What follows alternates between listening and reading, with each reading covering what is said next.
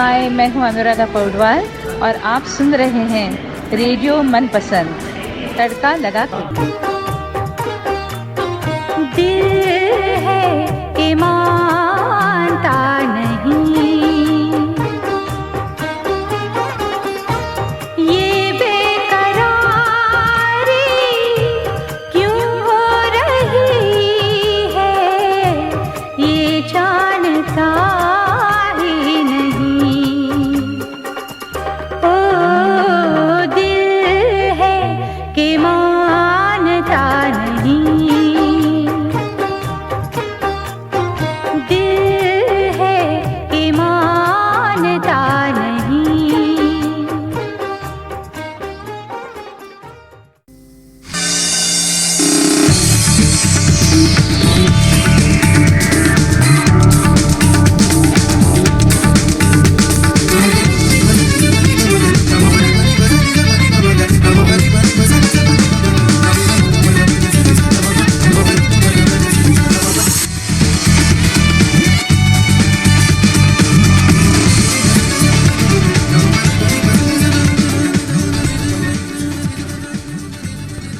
आप सुन रहे हैं FM 91.1 CMS पर और साथ ही साथ रेडियो मनपसंद ऐप पर अपना मनपसंद कार्यक्रम रेडियो मनपसंद। आज है रविवार 31 जुलाई 2022 और मैं हूं आपके साथ किशोर नंगरानी। इस ठिठुरती सुबह में आप सभी को मेरा गर्मा गर्म नमस्कार। जी हाँ, ठिठुरती सुबह तो है ये कैनबरा में। आखिरकार इस वर्ष तो कुछ ठंड चल रही थी, लेकिन कुछ अलग ही तरीके से चल रही थी। बारिश हो रही थी और साथ ही साथ थोड़ा सा मिजरेबल वेदर था। लेकिन कल जो यहाँ पर टेम्परेचर हुआ वो था -6.5%, जो अपने आप में पिछले 2 साल से एक रिकॉर्ड था। लेकिन बाद में धूप सुनहरी निकली और ये कैनबरा की खूबसूरती है कि चाहे रात को कितनी भी ठंड पड़े सर्दियों में, लेकिन वो धूप निकलती है तो दिन बहुत ही सुंदर लगता है, बहुत ही खूबसूरत लगता है। आज का दिन भी कोई ख़ास ज़्यादा गर्म नहीं है। आज तो साथ ही साथ शुरुआत फिर माइनस से ही हुई और इस समय टेम्परेचर महज 2 डिग्री है। जी हाँ, 10 बज रहे हैं लेकिन टेम्परेचर केवल 2 डिग्री है।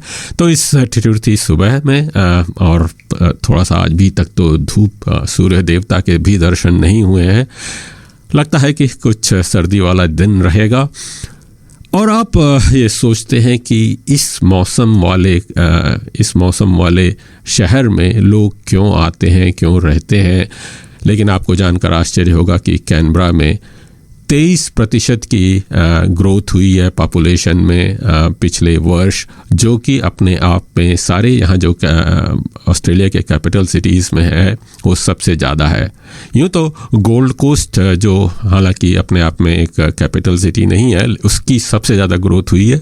और गोल्ड कोस्ट का तो समझ में आता है कि चलिए खुला समुद्र है और मौसम भी इतना बेईमान नहीं है जितना हमारे यहाँ पर होता है। आपको समझ में नहीं आता कि कैनबरा में लोगों को क्या अट्रैक्ट करता है। और इसीलिए मैं हमेशा मानता रहा कि कैनबरा अपने आप में सीक्रेट इसलिए है कि लोगों को पसंद नहीं आता कैनबरा इसकी मौसम की वजह से। पर लगता है कि ये सीक्रेट अब ज़्यादा सीक्रेट नहीं रहा है। ख़ास करके ऐसा लगता है कि लोगों को पता चल गया है कि कैनबरा सुंदर शहर है, मौसम ज़रूर थोड़ा बहुत ख़राब है, वहाँ पर जाकर रहा जा सकता है। और ख़ास करके इसकी पॉपुलेशन ग्रोथ को अब हमारे एंड्रू बार चीफ मिनिस्टर वो कह रहे हैं कि उसके लिए करीब 30,000 और नई ड्वेलिंग्स या 30,000 और घर तो नहीं कहूँगा, वो उनका कहना है कि 70% उन 30,000 ड्वेलिंग्स में से अपार्टमेंट्स होंगे। जी हाँ, कैनबरा का ये एक और बदलता कैरेक्टर है। पहले कैनबरा शहर की यही खूबसूरती थी कि यहाँ पर हाई राइज बिल्डिंग्स नहीं देखने को मिलती थी, लेकिन लगता है कि अब ये धीरे धीरे बदलता जा रहा है और यहाँ जहाँ देखो तहाँ वो अपार्टमेंट्स बन रहे हैं। और उसी के साथ साथ मेरा अपना पर्सनल ओपिनियन ये है कि कैनबरा शहर की जो अपनी खूबसूरती थी वो भी ख़त्म होती जा रही है। लेकिन क्या कर सकते हैं, यही विकास की हमें कीमत चुकानी पड़ती है। तो इस पॉपुलेशन ग्रोथ का एक कारण यही लगता है कि माइग्रेंट्स, खास करके हमारे इंडियन माइग्रेंट्स, अब आप देख ही रहे होंगे कि काफ़ी आ रहे हैं। और इंडियन डायस्पोरा यहाँ न केवल कैनबरा में वरन पूरे ऑस्ट्रेलिया में काफ़ी तेज़ी से बढ़ रहा है, इसमें तो कोई दो राय नहीं है। और जैसा कि पिछले सेंसस की उसमें आया था, उस इंडियन माइग्रेंट्स की ग्रोथ सबसे ज़्यादा हो रही है। अपने आप में एक अच्छी बात है, इसमें दो राय नहीं है। लेकिन साथ ही साथ ये भी सवाल उठता है कि हम माइग्रेशन की जो हिस्ट्री है यहाँ पर, इंडियन माइग्रेशन की हिस्ट्री, उसको हम रिकॉर्ड भी करें। हमने अपने ही जीवन काल में काफ़ी परिवर्तन देखा है, लेकिन ये माइग्रेशन की हिस्ट्री, इंडियन माइग्रेशन की हिस्ट्री इस देश में काफ़ी पुरानी है। तो इसको रिकॉर्ड करने के प्रयास होने चाहिए और ऐसा ही प्रयास कर रहे हैं हमारे सिडनी के स्थित पत्रकार और ब्रॉडकास्टर। उनके तो कई बहुमुखी प्रतिभा के धनी हैं, श्री हरमोहन सिंह वालिया जो सिडनी में स्थित है। उन्होंने 2 कॉफ़ी टेबल बुक्स लिखी हैं भारतीयों की सक्सेस स्टोरीज़ को डॉक्यूमेंट करने के लिए। पहली स्टोरी 50 सक्सेसफुल स्टोरीज़ थी और हाल ही में जो उन्होंने किताब लिखी है वो उसमें 75 सक्सेस स्टोरीज़ हैं। और 75 इसलिए हैं क्योंकि ये जो है आपको मालूम ही है कि अमृत महोत्सव मनाया जा रहा है, स्वतंत्रता दिवस का जो है 75वां वर्ष चल रहा है, तो 75 सक्सेसफुल स्टोरीज़ हैं। तो हमने बातचीत की है आज के कार्यक्रम में श्री हरमोहन सिंह वालिया जी से, उनकी खुद की जर्नी के बारे में और साथ ही साथ ये किताबों के बारे में उनसे जानकारी लेंगे। और जब टैलेंटेड इंडियंस की बात आती है, सक्सेसफुल इंडियंस की बात आती है, तो आज के कार्यक्रम में एक और सक्सेसफुल इंडियन, टैलेंटेड इंडियन से हम बात कर रहे हैं। जी हाँ, हम बात कर रहे हैं डॉक्टर प्रज्ञा डुगल से।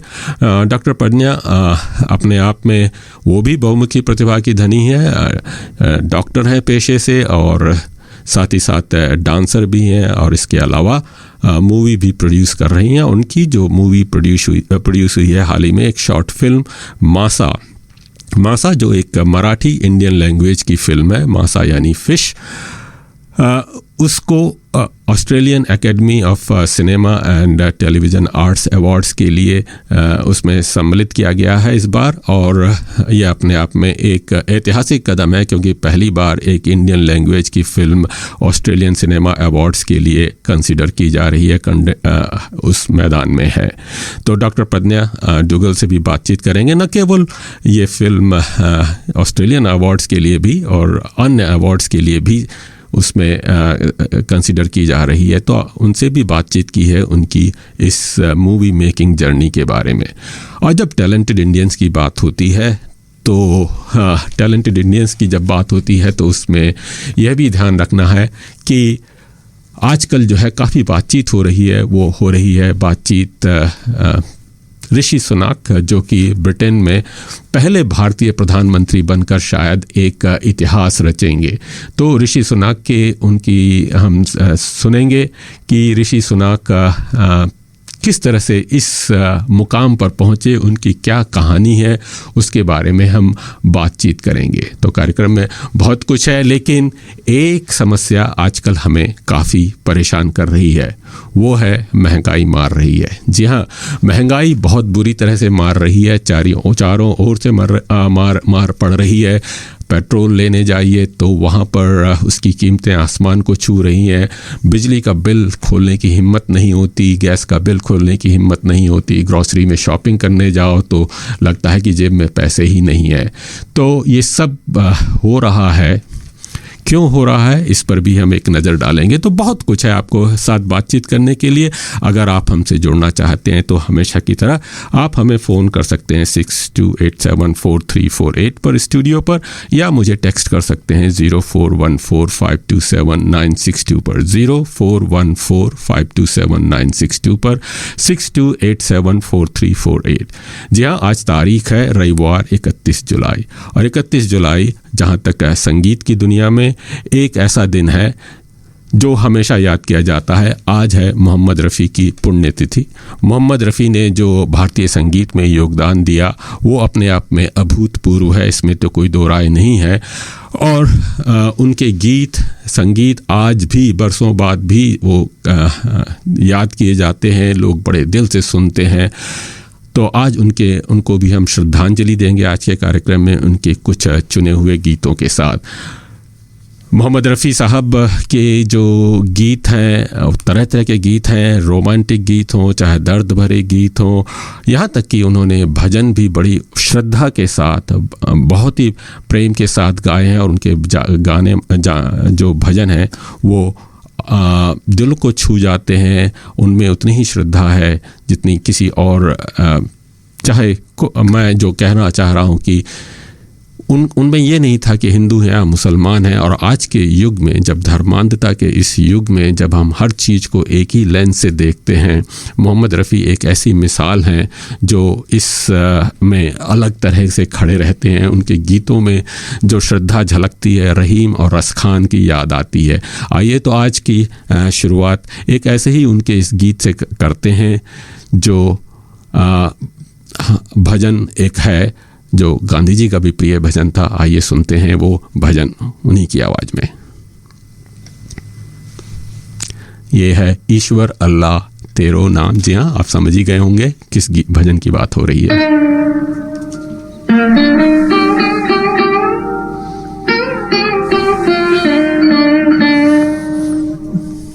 ईश्वर अल्लाह तेरे नाम, सबको सन्मति दे भगवान।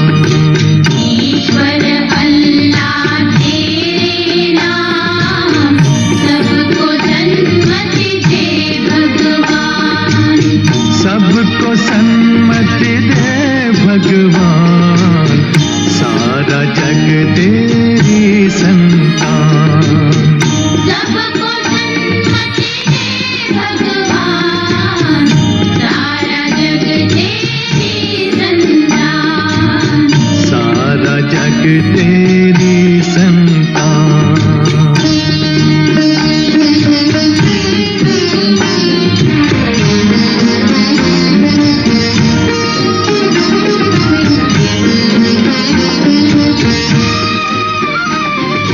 इस धरती पर बसने वाले सब हैं तेरी गोद के पाले। इस धरती पर बसने वाले सब हैं तेरी गोद के पाले। सब हैं तेरी गोद के पाले। कोई नीच न कोई महान, सबको सन्मति दे भगवान। सबको सन्मति दे भगवान, सारा जग तेरी संतान। सारा जग तेरी संतान।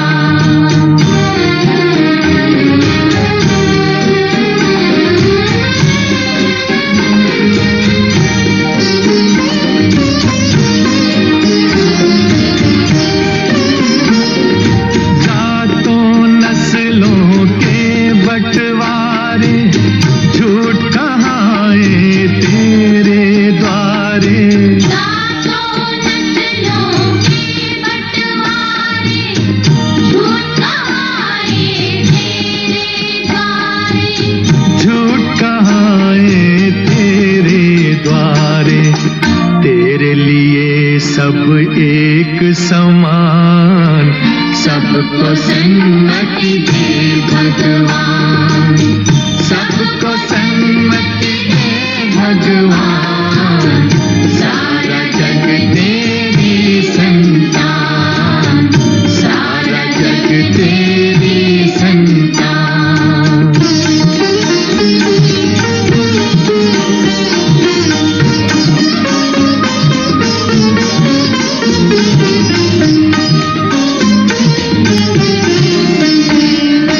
जन्म का कोई मोल नहीं है, जन्म मनुष्य का तोल नहीं है।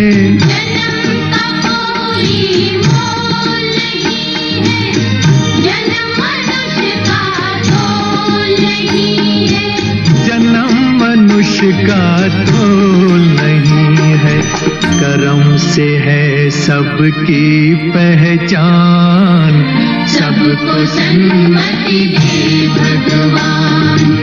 ईश्वर अल्लाह तेरे नाम,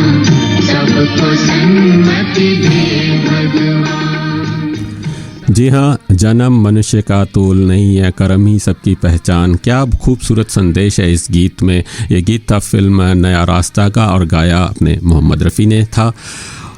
इस गीत आज के युग में बहुत ही ज़रूरी है। इस संदेश को अगर देखा जाए तो अगर इसके शब्दों ने आपको छुआ है तो मैं इस गीत की सफलता मानूंगा। और मोहम्मद रफ़ी ने हमें ऐसे बहुत सारे गीत दिए हैं।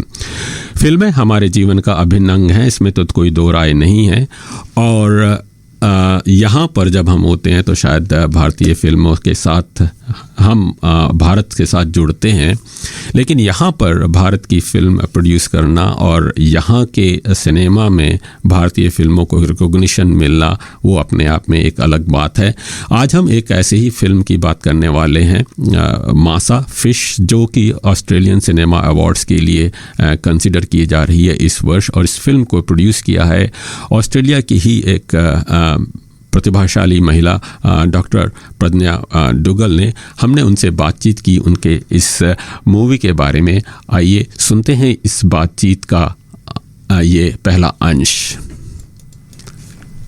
तो ये है बातचीत डॉक्टर प्रज्ञा डुगल से।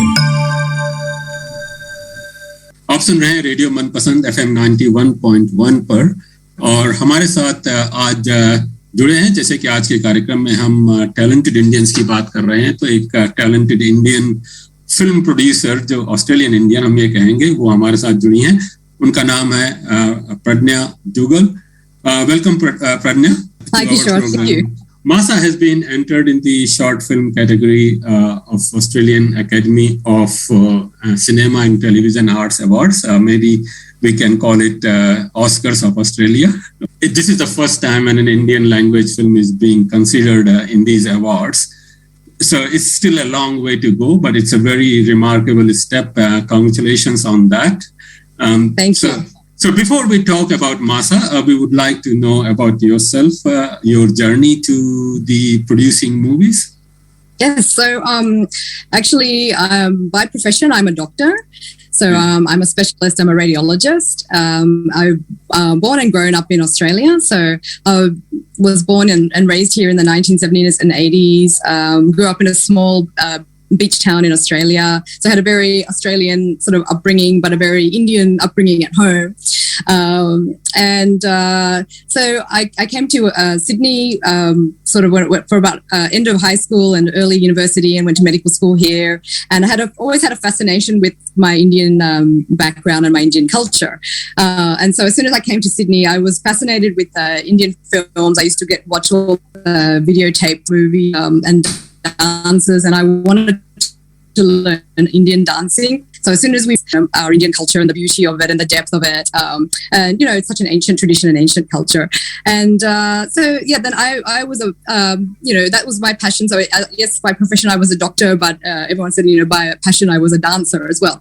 And so I went on. I did Bharatanatyam. I did my Arangetram when I was a medical student, and continued to do traditional Indian dancing. And then I ended up also going into some Bollywood style dancing as well, and did some Bollywood. I ran a Bollywood dance company here for a little while called Monsoon Dance, and we used to choreograph and do performances and teach classes and that sort of thing.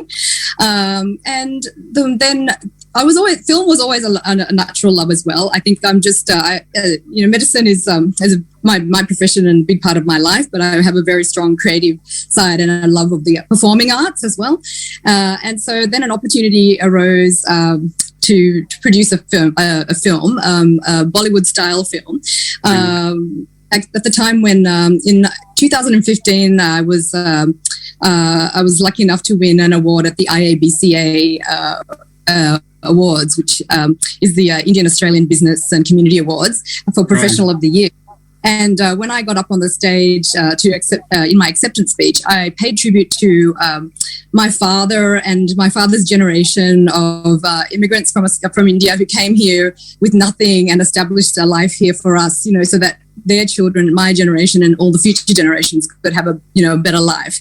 And my dad's story was quite an extraordinary story. He was a young doctor who came here and he went out it became a rural GP. He became his own flying doctor service. He got his pilot's license. He had a very extraordinary story. And I told that story as part of the speech. Someone had said to me, "Oh, that's amazing. You should make a film about your dad." And so that's kind of where the idea sort of started from, and got talking and ended up doing a little Bollywood style film. And that was my first foray into film. And then that just opened other doors, and these opportunities came for me to then become part of some feature films in the USA, in Hollywood as well. And so I ended up being an executive producer on 2 feature films that were called The Sound of Silence and Farewell Amor, and they went on in 2020 to premiere at the Sundance Film Festival, which is a very world-renowned film festival. I had established my little production company. I've called it Jhumka Films production company. Jhumka being obviously very special to me, being the traditional Indian earrings, and it being a dance. I love jhumkas. It's like a symbol of our culture as well. So I thought it was very apt to name the production company Jhumka Films. So under this banner of Jhumka Films, yes, I started off with this little Bollywood style film, and then ended up using that production company name to do these Hollywood independent films that went on as well. And those were English language films. They were both filmed New York.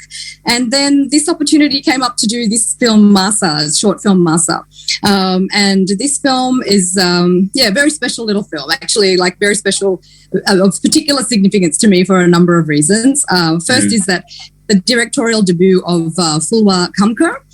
So she is, she's very close family to our family, almost like family, like a relative of my own. She's an excellent choreographer. She's actually a well-renowned, highly regarded choreographer in the Marathi film industry and in Bollywood as well. She's based in Mumbai. She's done a lot of, she's done many films. She, for example, Apsara Ali is one of her quite well-renowned songs that she's choreographed, which many people heard of. So this is her directorial debut. She really wants to break out into directing film. And so this beautiful little story of Masa was written for her by Sandesh Kulkarni, who is also a writer and actor. And then she sent me the script, and she asked me, would I support her and by producing this film for her? And I just read the script. It's a beautiful little story. It really spoke to me. And so 100%. And then we also, she told me that we're going to film it in Nagaon, in Alibag. Nagaon. Yeah. So this is that then cemented it for me, because that's where my grandfather was born, and where my great-grandparents lived, and like where my ancestral roots lie in the Konkan area south of Mumbai. Yeah. So then 100% I was there. So we actually filmed Masa there, and it's just a very, very special little film. So I've actually dedicated the film to my grandfather, and told a little bit story as well, who he has also a very interesting, amazing story that I've kind of put in the dedication on our website, and just let people know. It's a nice way to pay tribute to your roots and your ancestors. That's wonderful, Pradnya. And while you mentioned about Alibag, Nagaon is next to Alibag, and I spent a few years over there. It's one of the most beautiful part of the world, we can say that. And we have got wonderful memories of living there. And I can't wait to see that movie and go back to those days of Alibag. And really, gorgeous, and lots of beautiful beaches, and yes, and it is unspoiled. I mean, we all talk about Goa, but that's okay. That's fully commercial. But we forget about the Alibag, Ratnagiri, and Konkan area, which is equally beautiful. So just about that movie, you mentioned that you got a background in Konkan. What is the brief synopsis of that movie? It's a film about a family. It's about an elderly widow, Rakma Bai, and she's a tough old woman, and she loses her son in a car accident. And so to make ends meet, she, with her daughter-in-law, Ketiki, who's now also herself a young widow, they have to make ends meet. So they start making the tiffins and, the lunch boxes, and selling it to the local villagers, making beautiful fish curries and like all the local delicacies, and packing the tiffins and selling them to the villagers. And that's how they make a living. And they said, life goes on, and they kind of they're ensconced in the monotony of their life. But their grief hovers around them. 4 years have passed since the death, but still it hovers around them like a ghost. And so, in amongst all of this, she has to look after her young son as well, little boy, Aniket as well, who's now grown up without a father. And so that's setting the scene of what it is. It sort of shows how difficult it is for this young widow in this scenario as well. And then one day there's this new customer walks in, and he takes a bit of a liking to Karthiki, the son. And that's and then it shows like how the dynamics of that relationship happen. And, that's a difficult, challenging situation for all members of the family. So that's the synopsis. Oh, that's a beautiful movie, it sounds. And I think you were here in Australia, and the movie was being made in India. What were the logistics involved? How did you manage that? A bit tricky. I would have loved to be able to physically be there, but it was all like during the next wave of COVID had hit, and the lockdowns were happening, and it was all a bit difficult to get over there. Yes, so logistically, I was still able to, as a producer from this end, but then on the ground, they had an excellent casting crew on the ground there, and Fulwa, had other people also helping in terms of production and the logistics on that side. But so it was difficult, and also being able to get all the casting crew out of Mumbai together at the same time, and then get down to this small village, and especially during a COVID pandemic, that's made it difficult across the entire film industry regardless. But finally we managed to find, a small window of period of time where that was able to be happening. It got delayed a couple of times over a few months, but finally we got there. And you have been involved in producing a full-length feature film, and then there's a short film. Of course, in feature film, you have got a larger canvas and you can express in a lot of ways. But then in short film, you have a very short amount of time where you have to tell the story. How do you manage the challenge of making a short movie, still having the full story and everything there? Yeah, no, it's definitely a challenge. And I think it's a testimony to the talent of the director and the cast and the crew to have done this so beautifully. This film is 25 minutes, so it's probably on the longer side of short films. A lot of short films tend to be more around the 10 to 15 minutes mark. But this is, this is about 25 minutes, so it's a really nice amount of time to develop the story and develop your your understanding of these characters and your empathy for these characters. And I think it's actually just the right amount of time. Once you watch it, you'll realize like it builds up. It builds up that emotion really nicely in that time. But I think it definitely takes a lot of talent to be able to speak to your audience in such a short period of time. Definitely. Yeah. So what are the next steps now the Masa is part of this, it has been entered into the awards? How long it would take before we know that the movie has been chosen for an award or not? So at the moment, it's one of the contenders. So there's a range of short films that have all been nominated as contenders. So there's a voting period, and the voting is only for the Academy members of ACTA. So they are able to watch the film on their Academy platform, and then they're able to vote for the film. There's only a 2-week period, and that ends this Monday. So the voting closes this Monday. So then after that, then they'll open a few other categories up. Like next, they'll do the voting for the documentaries, and then probably after that, they'll go into the feature films, etc. So I'm not exactly sure when we'll find out if we get to the next stage, to the stage of being a finalist nominee. But once we find out, then the actual award ceremony happens in January. तो ये था प्रज्ञा जी के साथ बातचीत का पहला अंश। प्रज्ञा जी ने एक अपने इस फिल्म के डायरेक्टर के बारे में बातचीत की, और वो डायरेक्टर हैं फुलवा खामकर। फुलवा खामकर, जैसा कि उन्होंने बताया, कि एक जानी मानी कोरियोग्राफर हैं और हिंदी और मराठी दोनों ही फिल्मों में कोरियोग्राफी करती रही हैं। उन्होंने इस गीत का जिक्र भी किया जो अप्सरा अली जिसका की कोरियोग्राफिंग फुलवा खामकर ने की थी। ये मराठी फिल्म नटरंग का गीत है। आइए वो उस गीत सुनते हैं और उसके बाद फिर बातचीत जारी रखते हैं प्रज्ञा जी से के साथ उनकी फिल्म जो मासा के बारे में। आइए ये गीत सुनते हैं।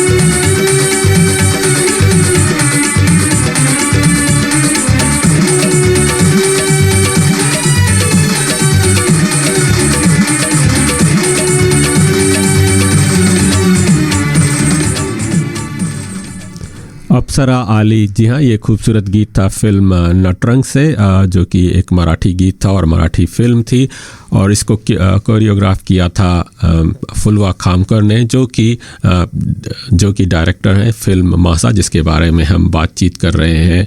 इस फिल्म की शॉर्ट फिल्म की प्रोड्यूसर डॉक्टर प्रज्ञा दुगल से। आइए सुनते हैं इस बातचीत का दूसरा अंश। Meanwhile, the movie has been chosen for Indian Film Festival in Melbourne, which is going to happen in August. And you also have a scoop from LA or Hollywood. So can you share that too also with us?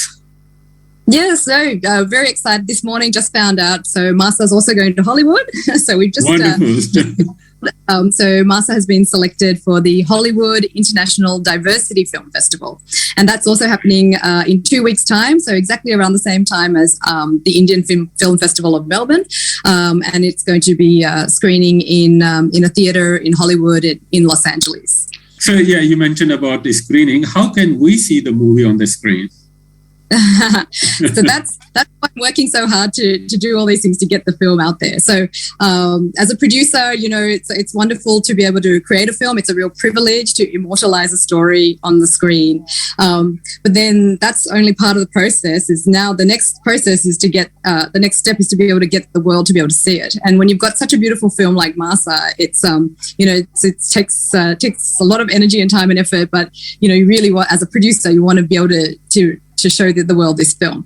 So as a short film, I think our steps first are to get it to as many film festivals as we can, and get as much exposure for the film as possible, to people within the whole film and screen industry as well.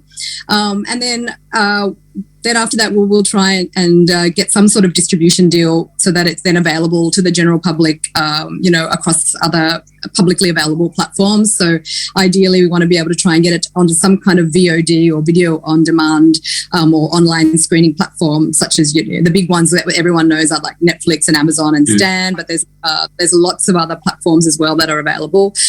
Some probably more lean towards short film, and others lean towards feature film, and hopefully also be able to get other potential exposures such as airline screenings and that sort of thing. So these are all the steps that we're working towards slowly. We're sort of only at the beginning of the process. The film's only just been finished and we're just trying to get it out there now. It only just had its premiere in Mumbai a little over a month ago at the Mumbai International Film Festival. So that was a really good start. Yeah. And now we've got these more festivals coming up, and fingers crossed, we'll try and get it into a few more and see how it goes. Do you have any other project at the moment as far as the movies are concerned? Yeah, I am in negotiations at the moment to hopefully come on board as an executive producer for another feature film.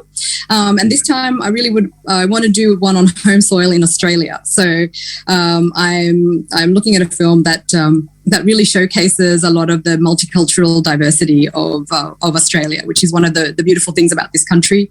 I'm always, having grown up here and kind of lived that whole dichotomy of being a child of an immigrant family, I'm very drawn to stories about diaspora, about cross-cultural themes, and exploring those kind of stories, because I've literally lived it all my life. And I think now, it's quite clear Australia is a majority migrant country. Our stories are a very wide range of stories, and very different to probably when I was growing up here. Things have changed a lot. So I definitely want to try and be involved in more of those kind of films where we can really show that ethnic diversity, and just the beautiful tapestry of colours that modern Australian demographics are. And you mentioned about the diversity. Yes, we have migrants from every country on the planet here. We have a very rich cultural First Nations heritage, but we do not see that diversity on the mainstream media and TV here.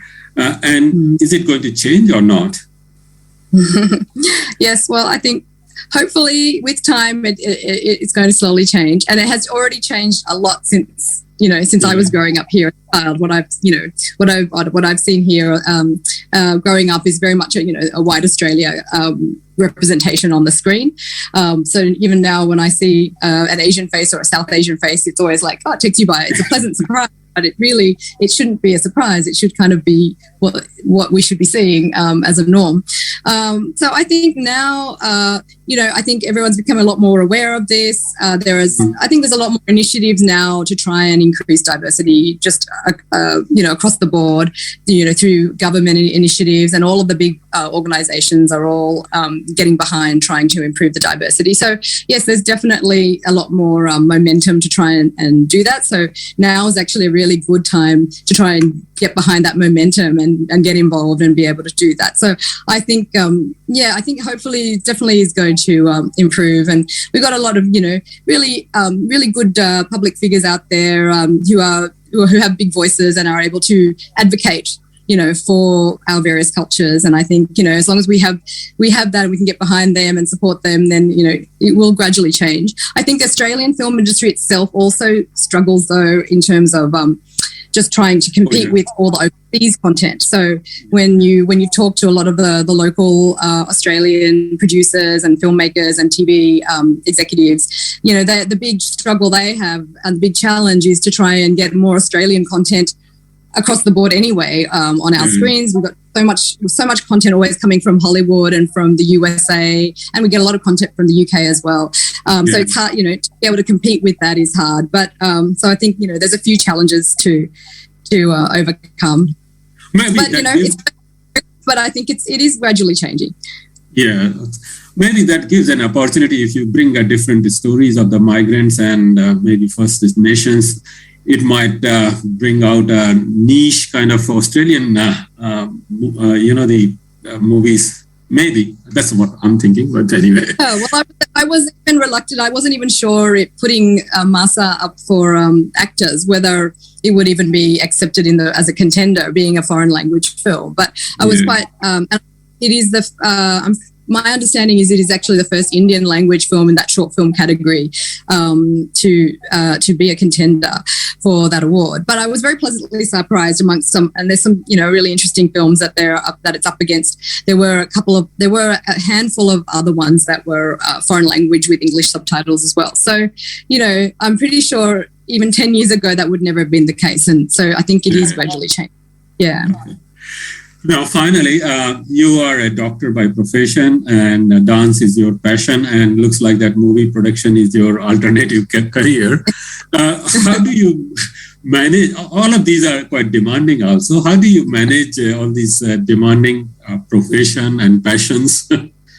And which part of you like the most as a doctor, as a dancer, or as a movie producer? That's a very difficult question to answer. I don't think I could put my hat on any one thing. I think, look, when you have a passion for something, you just make the time for it. So yes, I've got lots of balls in the air. I'm also a mother of three. My oldest one's right in the middle of doing his HSC year this year. So there's a lot of things going on. I think you just you make things work for yourself how you can. You use whatever support systems you have around you. I'm very lucky to have a very, very supportive family.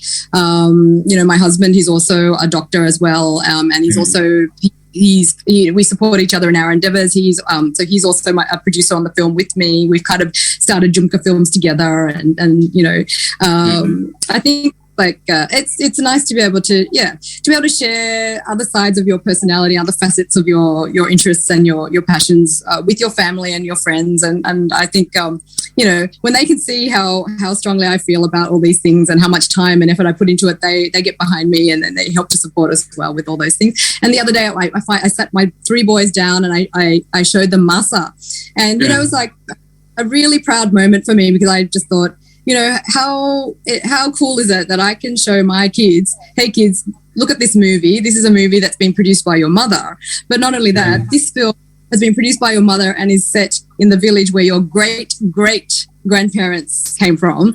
And, I think that's a really unique privilege to be able to do something like that, and to have that kind of legacy for your children and your family as well. So I think, it comes from love. Like, these things are a labor of love, to be honest.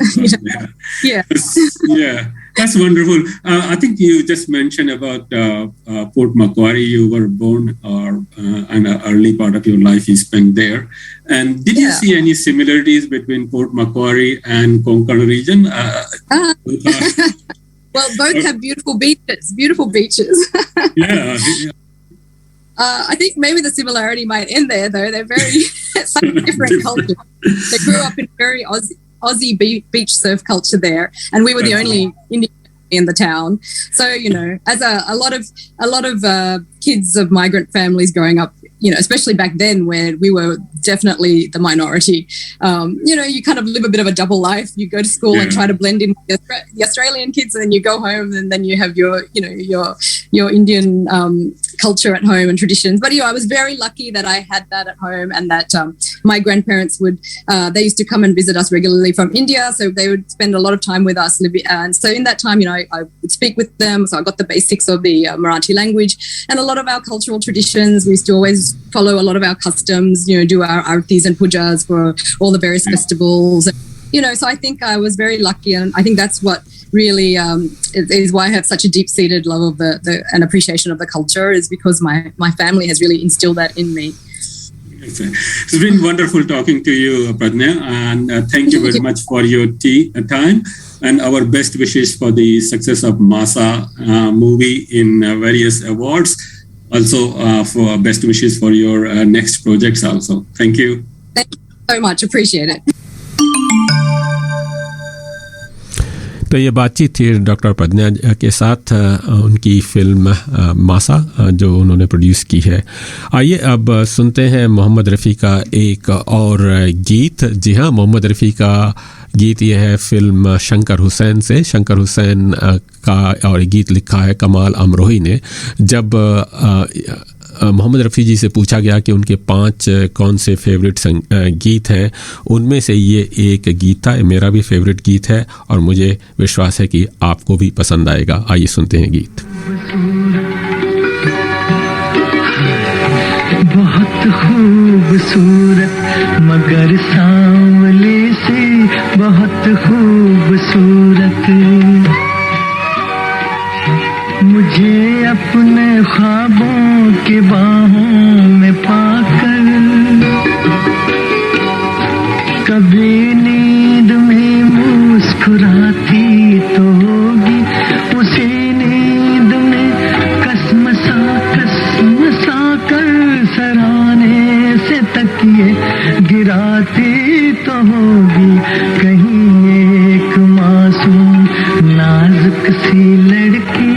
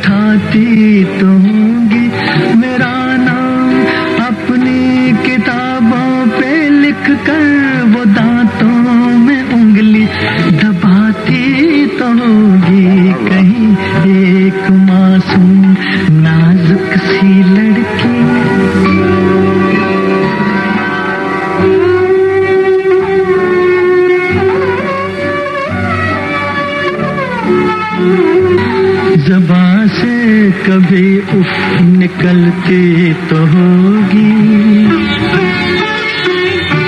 बदन धीमे धीमे सुलगता तो होगा।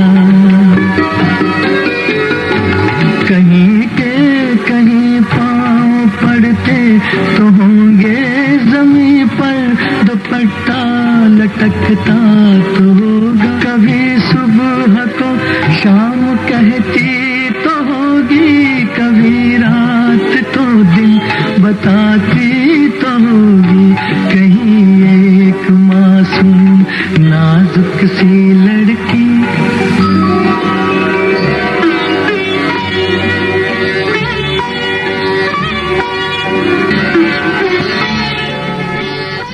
क्या खूबसूरत गीत और क्या खूबसूरत लफ्ज़ है कमाल अमरोही की, जिसको गोल्डन वॉइस मोहम्मद रफ़ी ने अपनी आवाज़ दी। बहुत ही खूबसूरत गीत था फिल्म शंकर हुसैन का।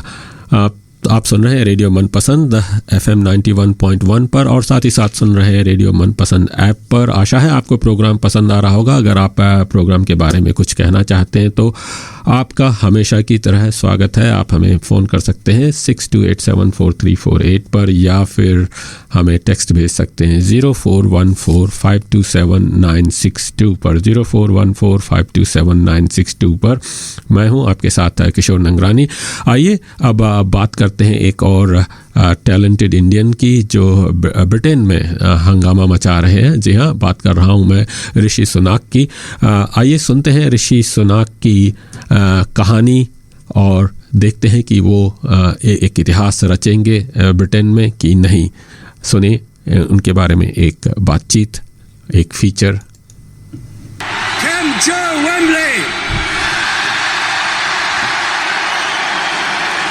Now this year we had an election.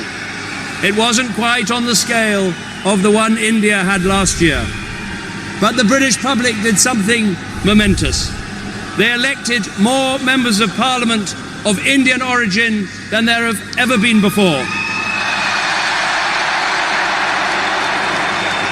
With Rishi Sunak, Alok Sharma, Suella Fernandez in parliament, with Shailesh Vara in the Ministry of Justice, and with Priti Patel sat at my cabinet table, I know one thing.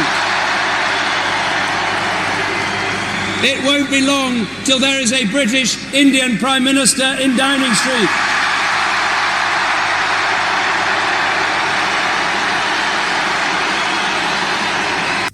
ये थे David Cameron, Britain के प्रधानमंत्री, जिन्होंने 2015 में भविष्यवाणी की थी कि ब्रिटेन में शीघ्र ही भारतीय मूल का प्रधानमंत्री होगा। वे बोल रहे थे वेम्बली स्टेडियम में 60,000 भारतीयों के सामने जब प्रधानमंत्री मोदी यूके की विजिट के लिए गए थे। लग रहा है डेविड कैमरन की भविष्यवाणी शायद कुछ दिनों में सच हो जाएगी अगर ऋषि सुनाक को ब्रिटेन का कंजर्वेटिव पार्टी मेंबर्स उन्हें प्रधानमंत्री बनने का वोट देते हैं। हर देश में पार्टी लीडर चुनने की अपनी अलग अलग परंपरा है और ब्रिटेन की एक अलग ही परंपरा है। बोरिस जॉनसन के इस्तीफे के बाद 5 उम्मीदवारों ने अगले पार्टी लीडर या और प्रधानमंत्री बनने के लिए हाथ खड़े किए थे। 2-3 दौर इसमें पार्टी के एमपीज के चुनने के बाद अब केवल 2 उम्मीदवार मैदान में रह गए हैं। एक हैं ऋषि सुनाक जो भारतीय मूल के हैं और साथ ही साथ दूसरे हैं लिज ट्रस। 17,000 कंजर्वेटिव पार्टी के मेंबर्स इन दोनों में से एक को पार्टी लीडर चुनेंगे जो प्रधानमंत्री भी बनेंगे। ऋषि वो अपने आप को अंडरडॉग मानते हैं, शायद ये उनकी एक स्ट्रेटजी है, लेकिन अपना जोरदार तरीके से कैंपेन करने में लगे हैं। बड़े सोफिस्टिकेटेड तरीके से कैंपेन करते हैं। सितंबर में ही पता चलेगा कि वे सफल हो पाएंगे और नहीं हो पाएंगे। इस समय तो दुनिया भर के भारतीयों में इस बार की बड़ी प्रसन्नता है कि 200 साल तक ब्रिटेन ने भारत पर राज किया और अब समय आया है कि भारतीय मूल का एक व्यक्ति ब्रिटेन पर राज करेगा। ये तो खैर सच्चाई बाद में पता चलेगी, लेकिन चलिए देखते हैं कि ये ऋषि सुनाक हैं कौन। उन्हीं के शब्दों में सुनते हैं। Let me tell you a story about a young woman almost a lifetime ago who boarded a plane armed with hope for a better life and the love of her family. This young woman came to Britain where she managed to find a job, but it took her nearly a year to save enough money for her husband and children to follow her. One of those children was my mother, aged 15. My mum studied hard and got the qualifications to become a pharmacist. She met my dad, an NHS GP, and they settled in Southampton. Their story didn't end there, but that is where my story began. Family is everything to me, and my family gave me opportunities they could only dream of. But it was Britain, our country, that gave them and millions like them the chance of a better future. I got into politics because I want everyone in this country to have those same opportunities, to be able to give their children. उनके इस campaign video में जो हमने सुना उससे ऐसा लगता है कि उनकी माता पिता की कहानी संघर्ष की कहानी है। उनके पिता केन्या से हैं और माता तंजानिया से। उनके पुरखे पंजाब से माइग्रेट हुए थे ईस्ट अफ्रीका में। ईस्ट अफ्रीका से भारतीयों के निकालने पर उनके माता पिता 1960 में यूके में आए। उनकी मां ने यहाँ पर एक फार्मेसी खोली और पिता जनरल प्रैक्टिशनर थे। ऋषि सुनाक का जन्म 12 मई 1980 को हुआ और वे 3 भाई बहन हैं। ऑक्सफोर्ड से उन्होंने 2001 में फिलॉसफी, पॉलिटिक्स एंड इकोनॉमिक्स में ग्रेजुएशन किया और उसके बाद 2006 में फुल ब्राइट स्कॉलरशिप पर स्टैनफोर्ड यूनिवर्सिटी से MBA किया। हालांकि हर राजनेता अपने जीवन को आम आदमी के जीवन और संघर्षों से जोड़ना चाहता है और जैसा कि कहा, ये वोट्स की मजबूरी है। लेकिन अगर ऋषि सुनाक का बचपन देखा जाए तो ऐसा नहीं लगता कि उन्हें ज़्यादा संघर्षों का सामना करना पड़ा। हालांकि वो कहना जरूर ये चाहते हैं।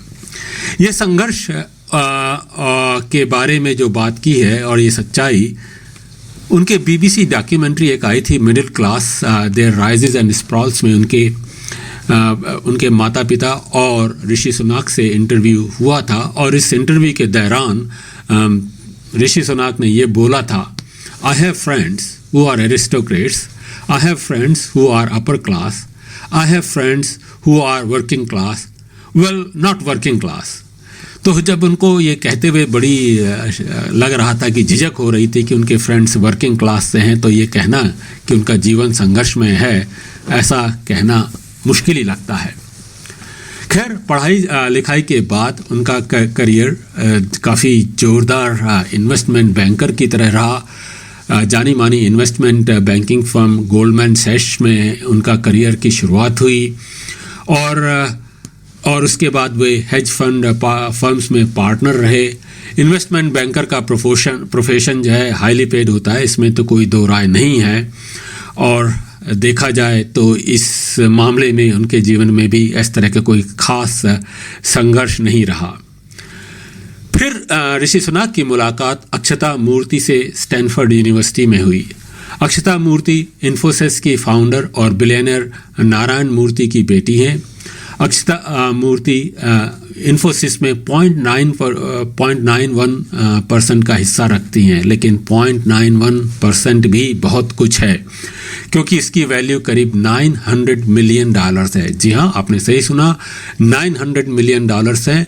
अक्षता ब्रिटेन की सबसे अमीर महिलाओं में से एक है और देखा जाए तो इस परिवार में पैसों की कोई भी कमी नहीं है। सुनाक और अक्षता मूर्ति की 2 बेटियां भी हैं।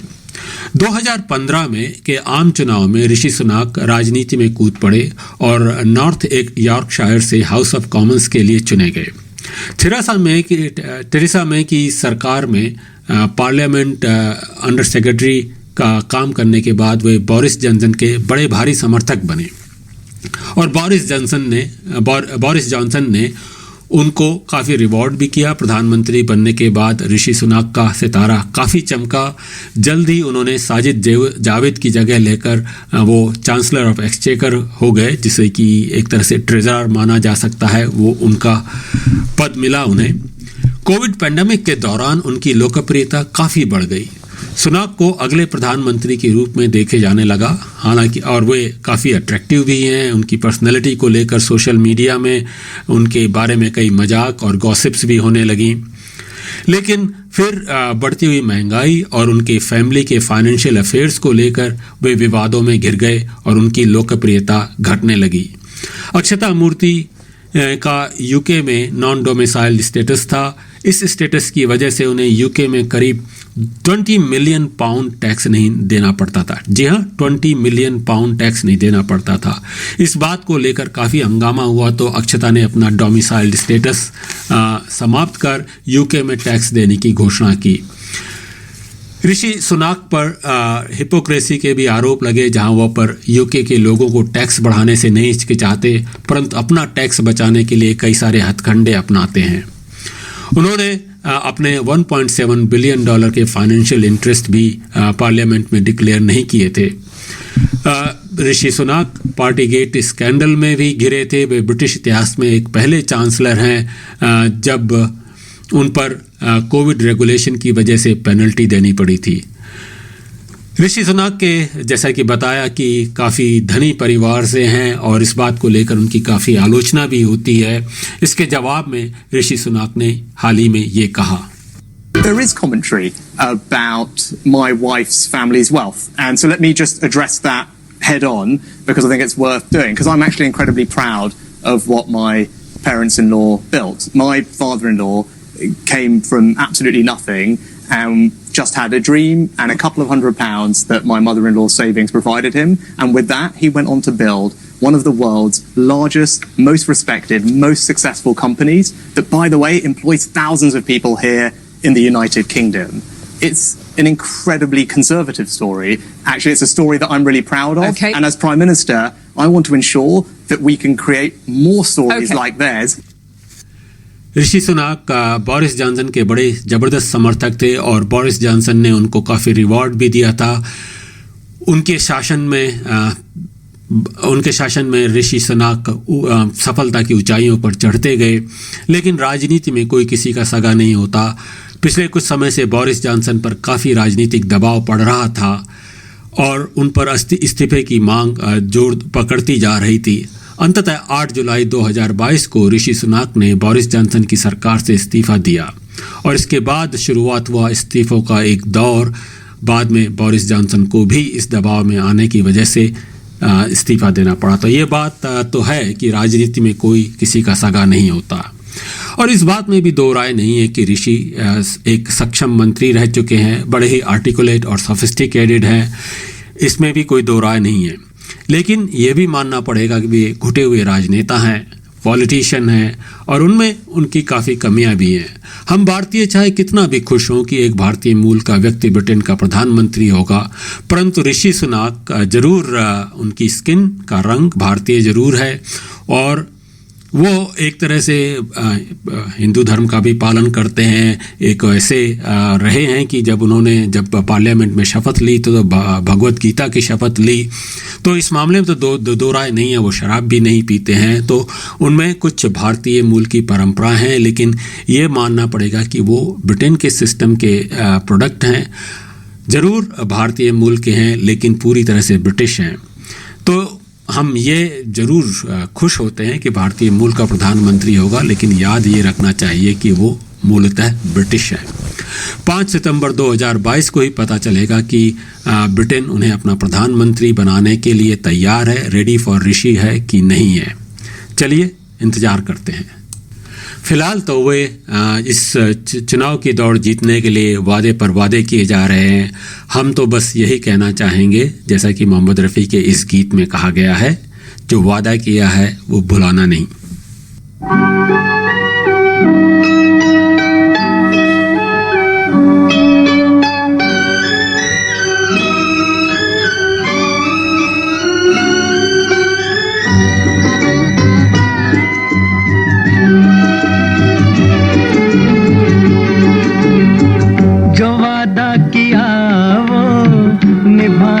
पड़ेगा, रोके ज़माना चाहे रोके खुदाई, तुमको आना पड़ेगा।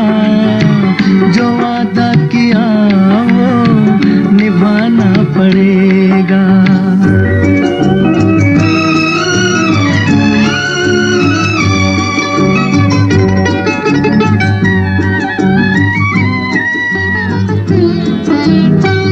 तरसती निगाहों ने आवाज दी है, मोहब्बत की राहों ने आवाज दी है। जाने हया जाने अदा छोड़ो, तरसाना तुमको आना पड़ेगा। जो वादा किया वो निभाना पड़ेगा। ये माना हमें जैसे जाना पड़ेगा, पर ये समझ लो तुमने जब भी पुकारा हमको आना पड़ेगा। जो वादा किया वो निभाना पड़ेगा।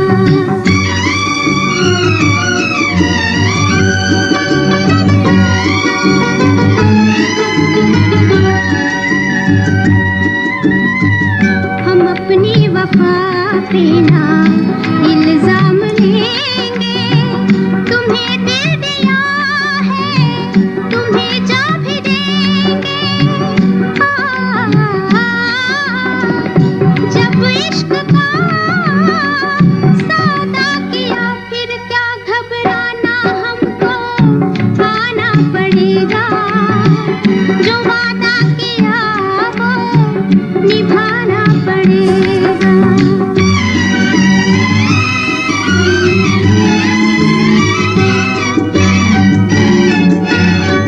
चमकते हैं जब तक ये चांद और तारे, न टूटेंगे अब अहदो पैमा हमारे। एक दूसरा जब दे सदा हो के दीवाना, हमको आना पड़ेगा। जो वादा किया वो निभाना पड़ेगा, निभाना पड़ेगा। जी हाँ, ये आइकॉनिक गीत रफ़ी साहब का फिल्म था फिल्म ताजमहल से। बहुत ही खूबसूरत गीत, जो वादा किया वो निभाना पड़ेगा। आप सुन रहे हैं रेडियो मनपसंद FM 91.1 और साथ ही साथ रेडियो मनपसंद ऐप पर।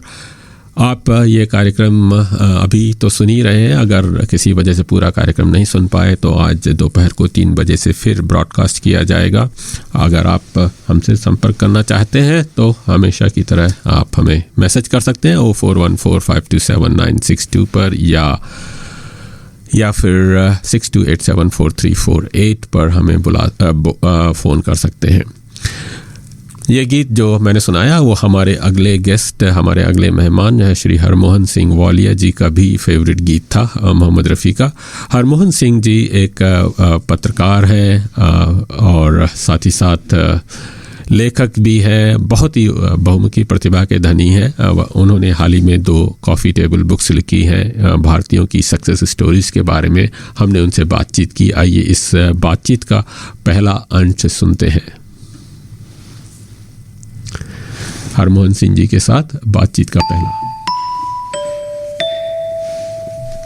आप सुन रहे हैं रेडियो मनपसंद FM 91.1 पर और साथ ही साथ रेडियो मनपसंद ऐप पर। इंडियन कम्युनिटी ऑस्ट्रेलिया में आपको मालूम ही है कि फास्टेस्ट ग्रोइंग कम्युनिटी है, बहुत तेजी से बढ़ रही है। लेकिन ये इंडियन कम्युनिटी बरसों से यहाँ पर ऑस्ट्रेलिया में है और ऑस्ट्रेलिया के हर क्षेत्र में भारतीय कम्युनिटी अपना योगदान दे रही है। लेकिन इसका कभी इतिहास जो है रिकॉर्ड नहीं किया गया है, बड़ी समस्या है। और भारतीय समुदाय जिस तरह से सफलता की सीढ़ियों पर चढ़ता जा रहा है, जरूरी है कि ये इसका इतिहास एक तरह से रिकॉर्ड किया जाए। आपको मालूम है कि कैनबरा में एक पुस्तक प्रकाशित हुई थी मेरी कहानी करके। उसमें अपने कैनबरा वासी जो भारत के थे, भारतीय, उनकी कहानियों के बारे में था। और ऐसे ही प्रयास कुछ अन्य शहरों में भी हो रहे हैं। सिडनी में 2 पुस्तकें प्रकाशित की हैं श्री हरमोहन सिंह वालिया जी ने। पहली एक पुस्तक थी 50 स्टोरीज ऑफ इंडियन सक्सेस और दूसरी जो है चैलेंजेस, अपॉर्चुनिटीज एंड सक्सेस अभी आने वाली है। तो ये दोनों पुस्तकों में भारतीयों की सफलता की कहानियां सम्मिलित की गई हैं। हरमोहन सिंह जी स्वयं एक उदाहरण है इस भारतीय कम्युनिटी की सफलता के। वो पेशे से तो इंजीनियर है, लेकिन अन्य क्षेत्रों में भी उनका योगदान काफी रहा है। पत्रकारिता, रेडियो ब्रॉडकास्टिंग और यहाँ तक कि राजनीति में भी उन्होंने काफी योगदान दिया है। हरमोहन सिंह जी आज हमारे साथ हैं, इस कार्यक्रम में जुड़े हैं हमारे साथ। हरमोहन सिंह जी नमस्कार। धन्यवाद किशोर जी। हरमोहन सिंह जी, आप अपने बारे में थोड़ा सा बताइए। आप कब भारत से यहाँ ऑस्ट्रेलिया आए और भारत में कहाँ से हैं? जी किशोर जी, मैं 1991 में ऑस्ट्रेलिया आया था। उससे पहले इंडिया में मैं एस्कॉर्ट्स लिमिटेड बहादुरगढ़ पटियाला में क्वालिटी इंजीनियर था, क्वालिटी मैनेजर था। उसके बाद फिर डिप्टी जनरल मैनेजर बना जमुना ऑटो इंडस्ट्री यमुनानगर में। तो एस्कॉर्ट्स लिमिटेड में तो मैंने 15 साल काम किया और जो यमुनानगर वाली कंपनी है उसमें तकरीबन 2-2.5 साल काम किया। तो फिर मैं ऑस्ट्रेलिया आ गया 91 में विद फैमिली। तो यहाँ पर जब आए तो उस वक्त तो रिसेशन का टाइम था, बहुत ही जद्दोजहद करनी पड़ी। जब हम सेटल हो गए उसके बाद इंजीनियर से जॉब दोबारा स्टार्ट करनी पड़ी। जी। तो पहली जॉब तो इलेक्ट्रॉनिक इंडस्ट्री में थी। तो 1990 तो 1991 हम भी उसी समय आए थे और उस समय ऑस्ट्रेलिया रिसेशन से गुजर रहा था और आसान नहीं था, काफी स्ट्रगल संघर्ष करना पड़ रहा था हम लोगों को। आपकी भी कहानी कुछ इस तरह की रही होगी। जी जी जी। तो बस जब सेट हो गए उसके बाद फिर कई जगह हमें वॉलंटरली काम करने का मौका मिला। तो 3 रेडियो स्टेशन के ऊपर मैं न्यूज रीडर था, मैं पंजाबी में न्यूज पढ़ता था। अच्छा। तो फिर सिडनी ओलंपिक गेम्स आई 2000 में, उसमें मैं ओलंपिक टॉर्च बीरर था। जी। तो 2004 में मैं SBS में ब्रॉडकास्टर था, पंजाबी रेडियो। आपसे बातचीत हो रही थी जब आपने पंजाबी में ब्रॉडकास्टिंग शुरू की थी, न्यूज पढ़ना शुरू किया था। तो उन दिनों तो इंटरनेट इत्यादि नहीं हुआ करते थे। आजकल तो न्यूज आपके फिंगर टिप पर होती है। उन दिनों खास करके अगर आपको इंडिया की न्यूज चाहिए तो बहुत ही मुश्किल हुआ करता था। आप किस तरह से ऑर्गेनाइज करते थे? हाँ जी, बहुत मुश्किल था क्योंकि इंटरनेट नहीं था, गूगल नहीं था, मतलब हम कोई न्यूज ले नहीं सकते थे, कोई न्यूज़पेपर भी नहीं था। हम रेडियो स्टेशन के ऊपर दिन त्योहार लोगों को बताया करते थे।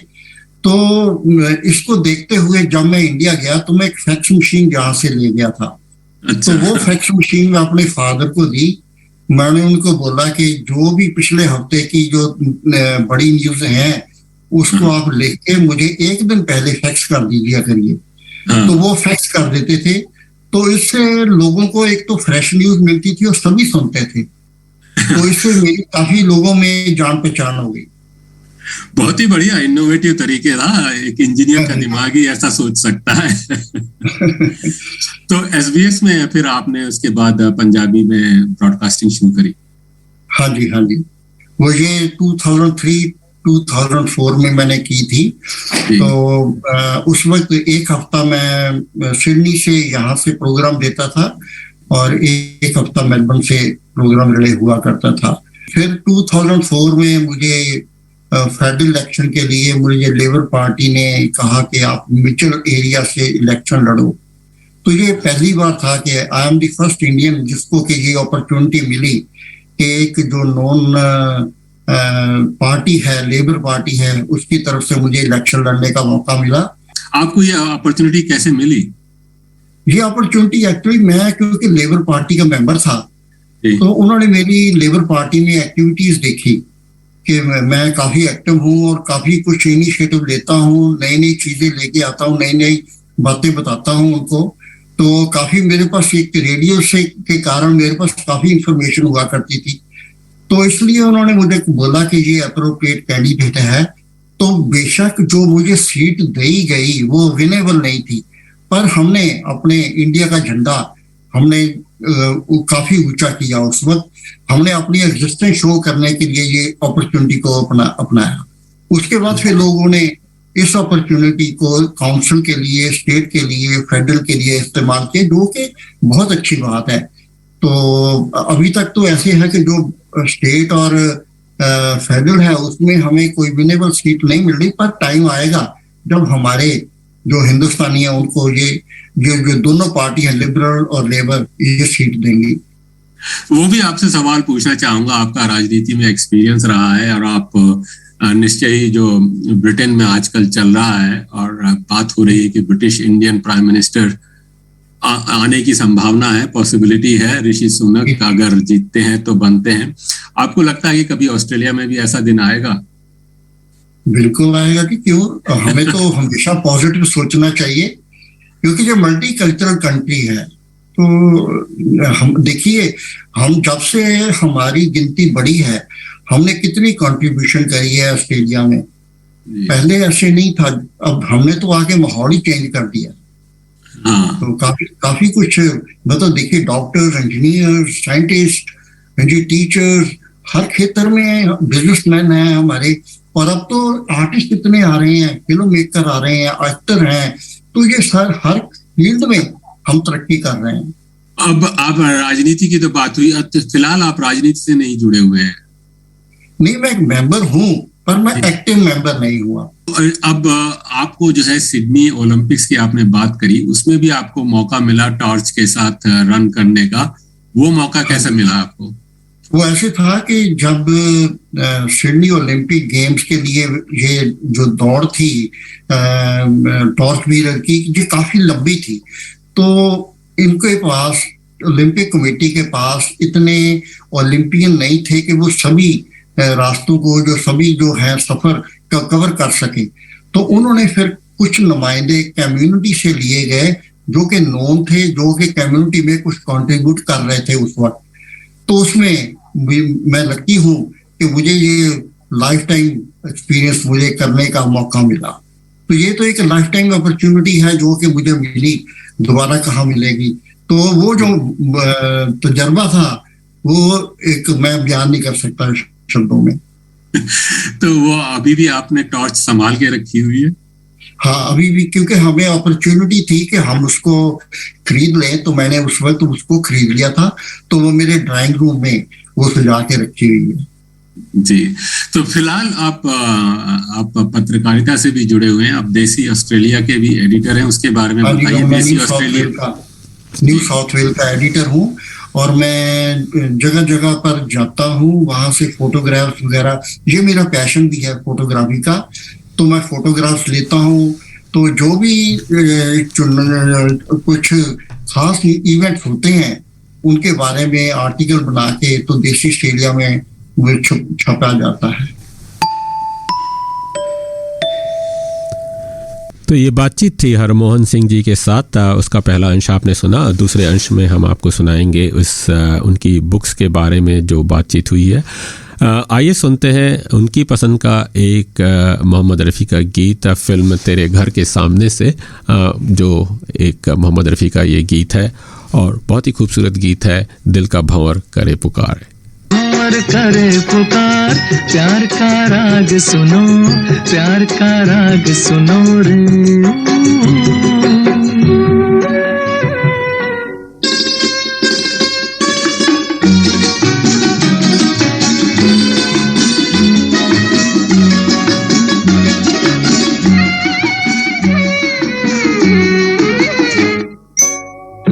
तुम गुलाब का क्या जवाब आपका, जो अदा है वो बहार है।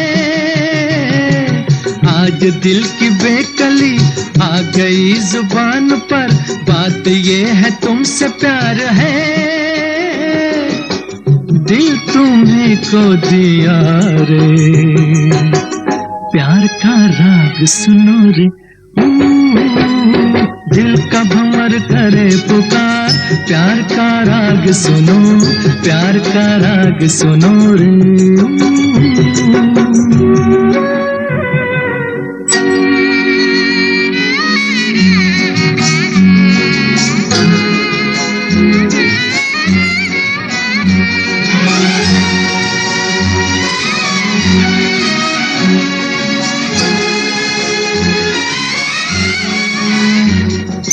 चाहे तुम मिटाना पर न तुम गिराना, आंसू की तरह निगाह से। प्यार की ऊंचाई, इश्क की गहराई, पूछ लो हमारी आह से। आसमां छू लिया रे, प्यार का राग सुनो रे। दिल का भंवर करे पुकार, प्यार का राग सुनो, प्यार का राग सुनो रे।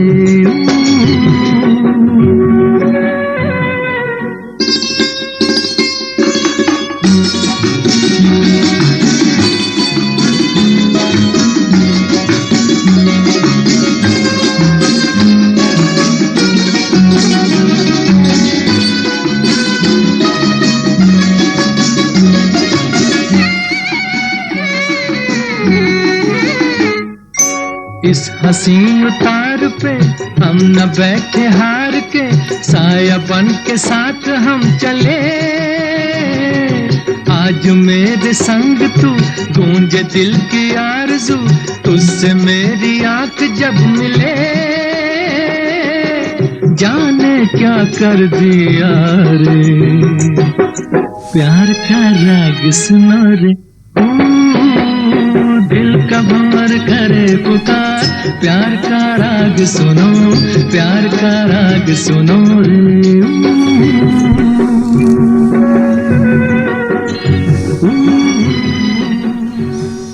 फिल्म तेरे घर के सामने का ये गीत था मोहम्मद रफ़ी की आवाज़ में। आप सुन रहे हैं रेडियो मनपसंद FM 91.1 पर और रेडियो मनपसंद ऐप पर आपका जो हमेशा तड़का लगा के 24 आवर्स 7 डेज़ आपके साथ रहता है, आपके हाथ में रहता है दिन और रात में। हम बातचीत कर रहे हैं हरमोहन सिंह वालिया जी के साथ, उनकी जो पुस्तकें उन्होंने लिखी हैं भारतीयों की स्टोरीज़ के बारे में। आइए सुनते हैं इस वार्ता का दूसरा अंश।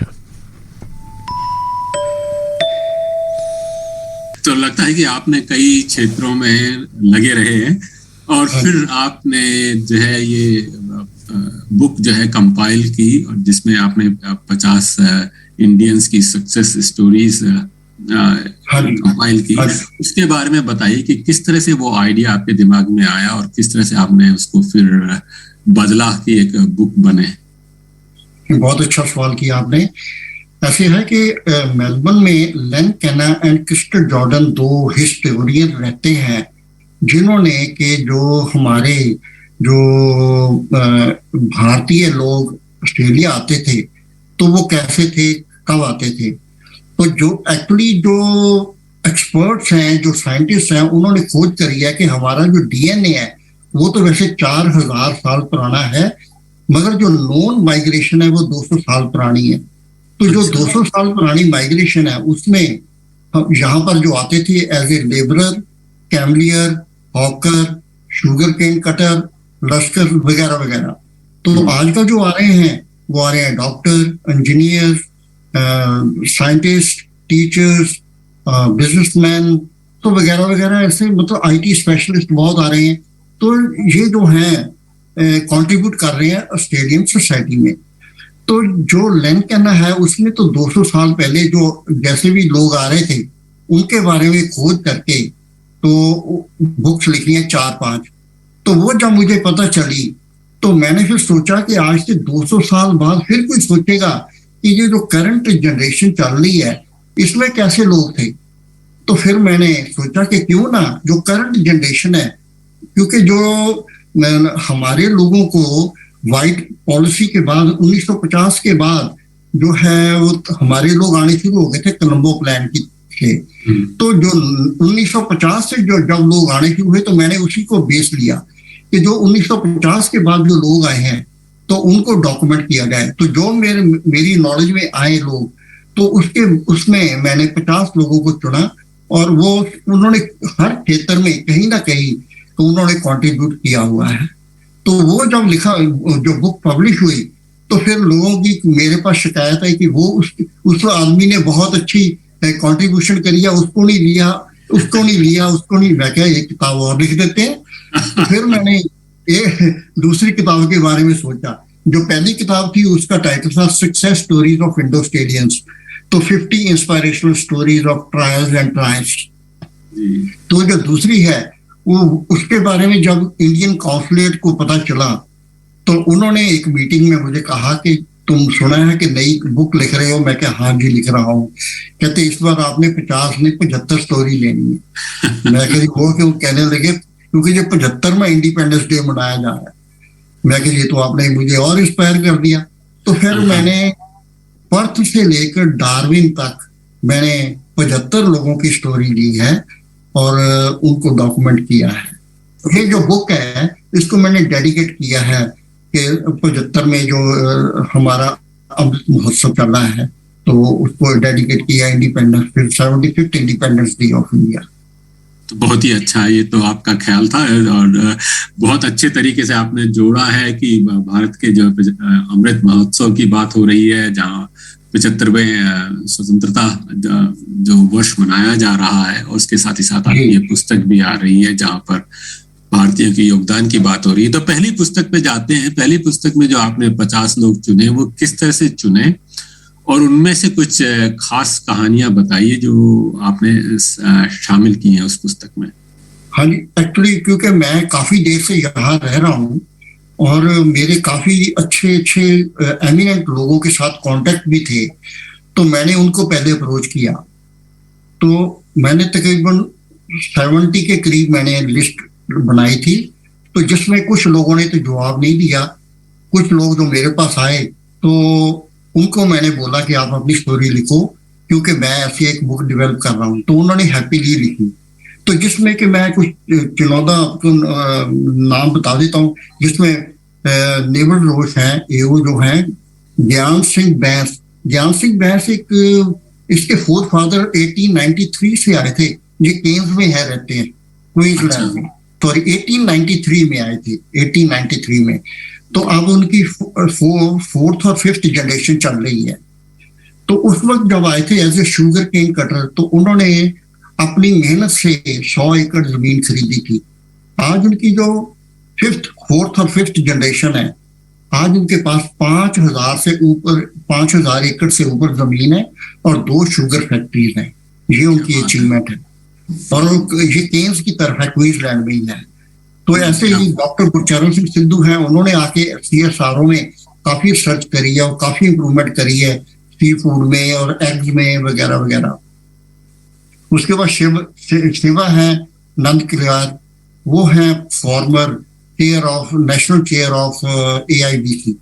तो और है इसमें मिस्टर हर्ष देसाई हैं, काफी पुराने आए हुए हैं। माधव मेहता है, OAM है। तो चरण सिंह कूनर है, डॉक्टर प्रभात सिन्हा है। तो ऐसे काफी लोग हैं, 50 लोग हैं ऐसे। तो जो दूसरी किताब है क्योंकि मुझे कुछ एक्सपीरियंस हो गया था, जो पहली बुक है उसमें उसको काफी लोगों ने लाइक किया, और अभी तक भी लोग कह रहे हैं कि हमें पहली बुक चाहिए। तो जो दूसरी बुक है ये उससे भी ज्यादा पॉपुलर होगी, क्योंकि एक तो ये स्टैंडर्डाइज कर दी मैंने कि हर स्टोरी राइटर को 2 पेज दिए हैं। तो 2 पेज के ऊपर है, इसमें फीचर्स भी हैं कि हम इंडिपेंडेंस डे कैसे मनाते हैं, दिवाली कैसे मनाते हैं, होली कैसे मनाते हैं, वगैरह वगैरह। इसमें जितने हमारे त्योहार हैं, पैरम साला है, कैसे कैसे यहाँ पर मनाया जाता है। तो जो भी ऐसे मोस्टली इंडियन त्योहार हैं उनको लिया गया है।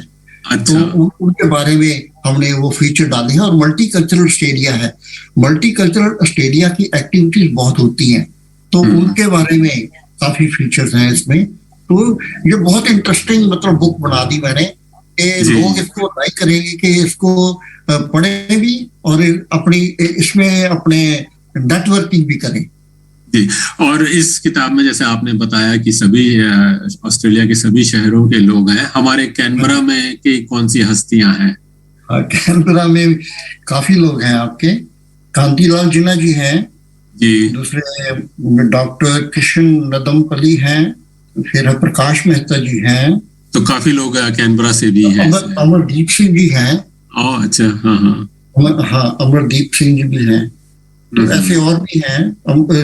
एक मोहम्मद सदरुद्दीन साहू खान, मतलब कैनबरा में मैं इंतजार कर रहा हूँ कि कब मुझे बुलावा आए वहां से, तो मैं एक छोटा सा लॉन्च वहां भी कर दूं। यहाँ सिडनी में तो इंडियन काउंसुलेट ने यहाँ लॉन्च कर दिया था 30 जून को।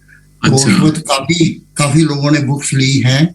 तो मैं ऐसी चाहता हूँ कि अगर कैनबरा से मुझे बताया जाए आपके जरिए से या किसी स्टोरी राइटर के जरिए से, जो कि वहां पर हाई कमीशन है, उनसे बात करके तो कोई डेट डिसाइड करे, तो मैं आ जाऊंगा वहां। जरूर, इन्होंने लेनी है वो बुक ले सकते हैं। जरूर। अब आपने जो 2 किताबें लिखी है, तो आपको तो बहुत ही अच्छा अनुभव रहा होगा, एक्सपीरियंस रहा होगा कि किस तरह से भारतीय यहाँ पर आते हैं, स्ट्रगल करते हैं, लेकिन सफलता आखिरकार हासिल करते ही हैं। तो भारतीयों की सफलता का राज क्या है आपके क्या ख्याल में? देखिए, बेसिकली हम मेहनती लोग हैं, तो ये तो हमारे ब्लड में है ना। तो जब हम एक्चुअली अपने घर में बेशक कुछ भी करें, पर जब हम बाहर आ जाते हैं ना, तो हम एक कंपटीशन में लग जाते हैं। तो वो जो हमारे अंदर जज्बा है डेडिकेशन का, हार्ड वर्किंग का, वही जो है वो दूसरे लोगों की कम्युनिटी में इतना नहीं है जितना हमारी कम्युनिटी में है।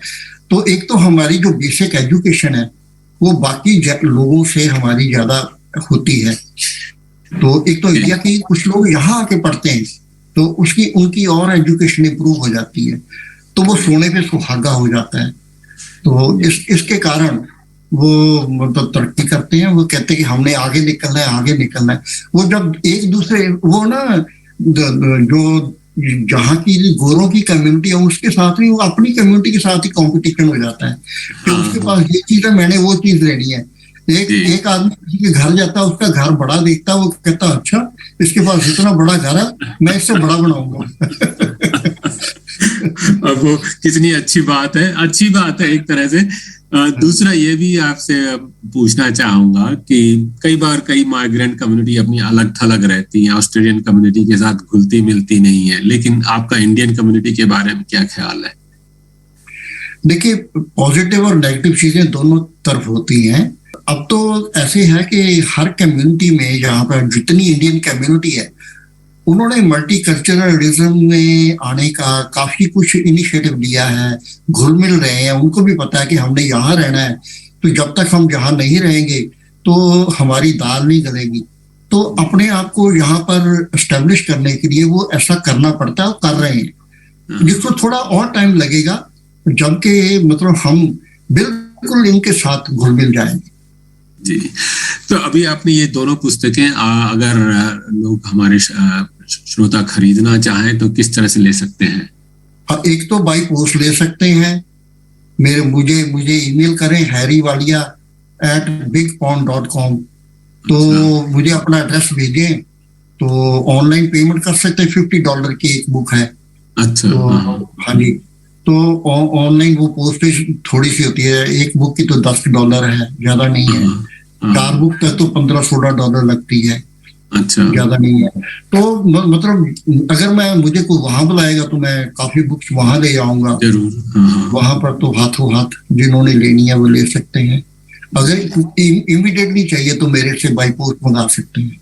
नहीं, ठीक। अच्छा हरमोहन जी, तीसरी पुस्तक का भी इरादा है कि?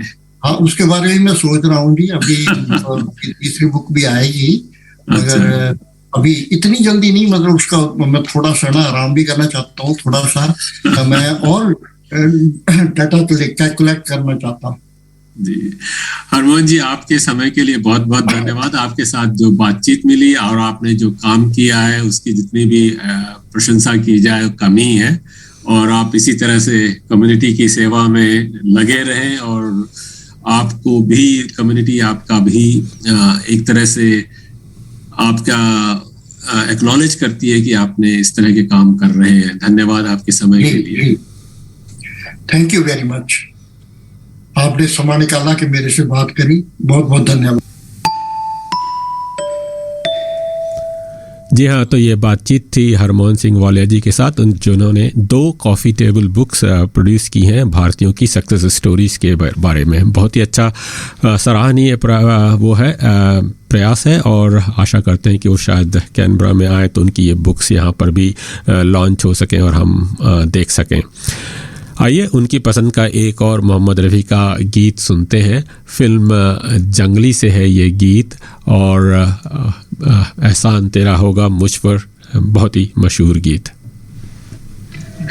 मुझ पर दिल चाहता है वो कहने दो मुझे तुमसे मोहब्बत हो गई है, मुझे पलकों की छाँव में रहने दो, एहसान तेरा होगा मुझ पर दिल चाहता है वो कहने दो मुझे तुमसे मोहब्बत हो गई है, मुझे पलकों की छाँव में रहने दो, एहसान तेरा होगा मुझ पर।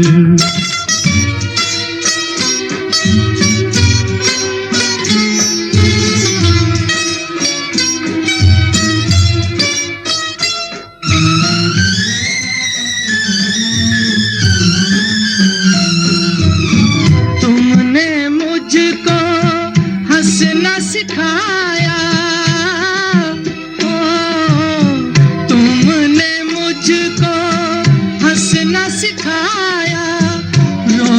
कहोगे रो लेंगे, अब रोने कहोगे रो लेंगे।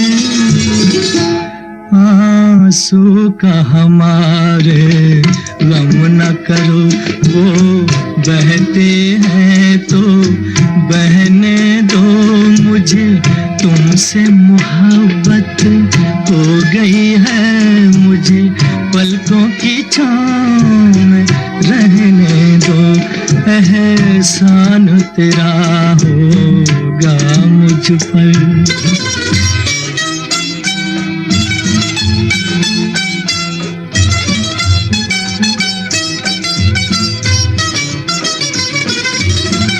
चाहे बना दो चाहे मिटा दो, चाहे बना दो चाहे मिटा दो। मर भी गए तो देंगे दुआएं, मर भी गए तो देंगे दुआएं। उड़ उड़ के कहेगी खाक सनम, ये दर्द मोहब्बत सहने दो। मुझे तुमसे मोहब्बत हो गई है, मुझे पलकों की छाँव में रहने दो। एहसान तेरा होगा मुझ पर, दिल चाहता है वो कहने दो।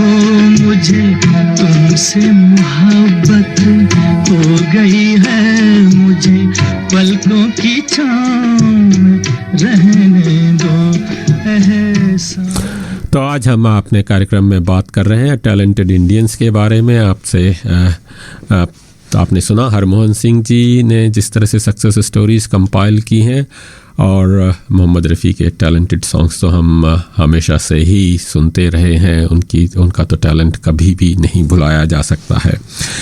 ऐसे इस टैलेंट को याद किया जा रहा है यहाँ। अपना इस टैलेंट को उभारने का प्रयास बचपन से शुरू हो जाता है, और हमारे यहाँ पर कैनबरा इंडियंस का एक टैलेंट 2022 शो हो रहा है, जो हो रहा है 6 अगस्त सैटरडे को 9:30 बजे से लेकर 5:30 बजे तक हो रहा है। ये थियोनोटेरस मल्टीकल्चरल सेंटर में। इसमें होगा spelling bee, of course spelling bee अपना हिंदुस्तानी है, स्पेलिंग में हमेशा आगे ही रहते हैं।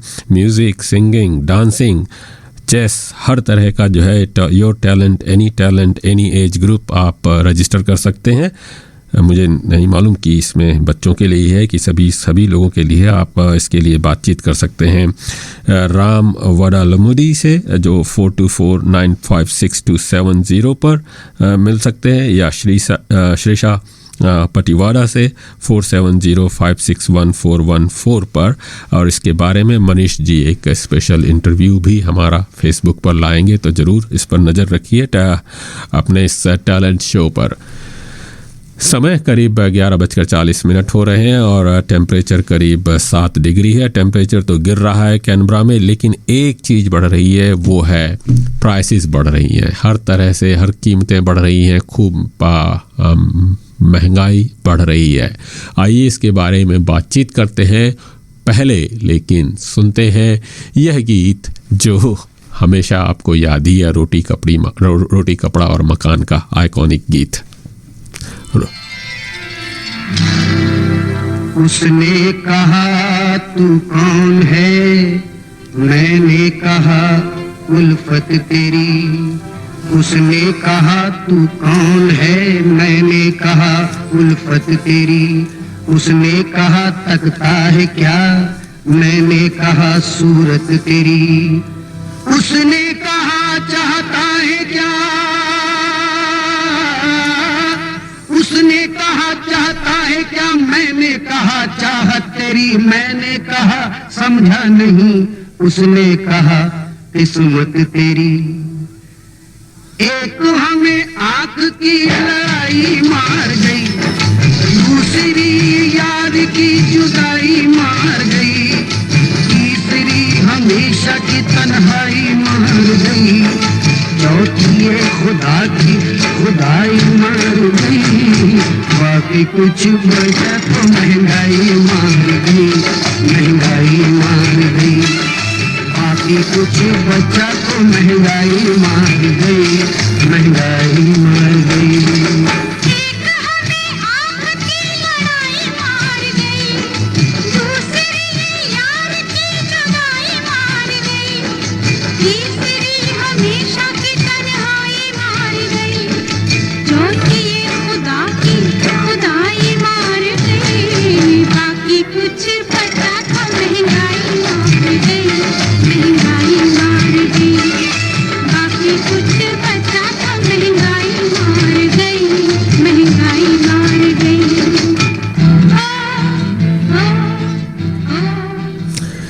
जी हाँ, बाकी जो कुछ बचा वो महंगाई मार गई। जी हाँ, महंगाई खूब मार रही है, हमें चारों ओर से मार रही है। कोविड की तो मार पड़ ही रही थी, अभी उससे उबर नहीं पा रहे थे।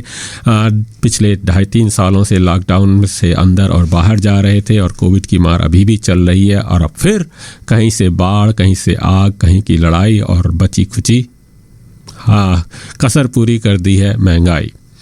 पेट्रोल लेने जाओ तो $2 दिखाई देता है लीटर, भाजी तरकारी लेने जाओ तो लेटस $12 की, बीन्स जो $15 के, स्नो पीस $30 किलो, अदरक $50 किलो। भाजी तरकारी नहीं हुई, सोना चांदी खरीद रहे हैं। और अब बिजली गैस के बिल खोलने से हार्ट अटैक आने लगे हैं और इंटरेस्ट रेट्स मॉर्गेज माता देवी पर हम सबको बलि चढ़ा रही है। ट्रेजर जिम चामर्स ने पिछले दिनों बताया कि ऑस्ट्रेलिया में इन्फ्लेशन की दर इस समय 6% के आसपास है। जी हाँ, जो पिछले 20 वर्षों का अपना एक अलग रिकॉर्ड है। जी हाँ, सारे रिकॉर्ड हर जगह तोड़ रहे हैं, चाहे वो बाढ़ के रिकॉर्ड हो, चाहे आग के रिकॉर्ड हो, चाहे बीमारियों के रिकॉर्ड हो, तो इन्फ्लेशन के रिकॉर्ड भी क्यों बचे रहें। और ये तो अभी 6% है। जिम चामर्स का कहना है कि ये तो और अभी बढ़ेगा और 7% के आसपास जाने वाला है। इंटरेस्ट रेट्स और भी बढ़ेंगे, महंगाई और भी बढ़ेंगी, तो कमर कस लीजिए बस। अब ये डिफ़िकल्ट राइड अभी तो शुरुआत ही है, आगे आगे देखिए होता है क्या। क्या वजह है ये सब महंगाई बढ़ने की? इकोनॉमिस्ट से पूछो तो जो महंगाई, इन्फ्लेशन, डिमांड और सप्लाई का खेल है। जब डिमांड सप्लाई से ज़्यादा हो तो महंगाई यानी इन्फ्लेशन बढ़ने लगता है। आजकल क्या हो रहा है? डिमांड तो बढ़ रही है और अगर हालात ठीक हो तो सप्लाई भी बढ़ती रहे तो सब कुछ ठीक ही चलता है। इकोनॉमी अपने हमिंग रेट पर बढ़ती रहती है, सभी खुश रहते हैं, बिजनेसेस खुश, लोग खुश। मगर आजकल हालात ये है कि डिमांड काफ़ी तेज़ी से बढ़ी है हर चीज़ की। पिछले 2 सालों से दुनिया भर की सरकारों ने खूब बेतहाशा पैसा लुटाया है, लोगों को सपोर्ट्स दिए हैं, पेमेंट्स दिए हैं, ताकि वो कोविड से इकोनॉमी कहीं तहस नहस ना हो जाए, उसको बचाने के लिए। लोग लॉकडाउन्स के अंदर घरों के अंदर बैठे थे, ये पैसे तो मिले हैं लेकिन उनको पैसों का खर्च करने का कोई जरिया नहीं था। अब धीरे धीरे जैसे जैसे लॉकडाउन बंद हो रहे हैं और ख़त्म हो रहे हैं और इकोनॉमी खुल रही है, तो लोगों के पास जो इकट्ठा पैसा था वो अब खर्च कर रहे हैं। लोग ट्रैवल कर रहे हैं, शादियों में जा रहे हैं, शादियां हो रही हैं, साथ ही साथ नई गाड़ियां खरीदी जा रही हैं, हॉलीडेज़ लिए जा रहे हैं। तरह तरह की जो है डिमांड हर चीज़ की बढ़ रही है। और सामान्य हालत में बिजनेसेस तो बस उनकी तो चांदी होती कि चलिए लोग डिमांड कर रहे हैं तो उसको सप्लाई कर सकते हैं। लेकिन समस्या सप्लाई साइड की है। सप्लाई इस डिमांड को मीट नहीं कर पा रही है और इसकी कई वजह हैं।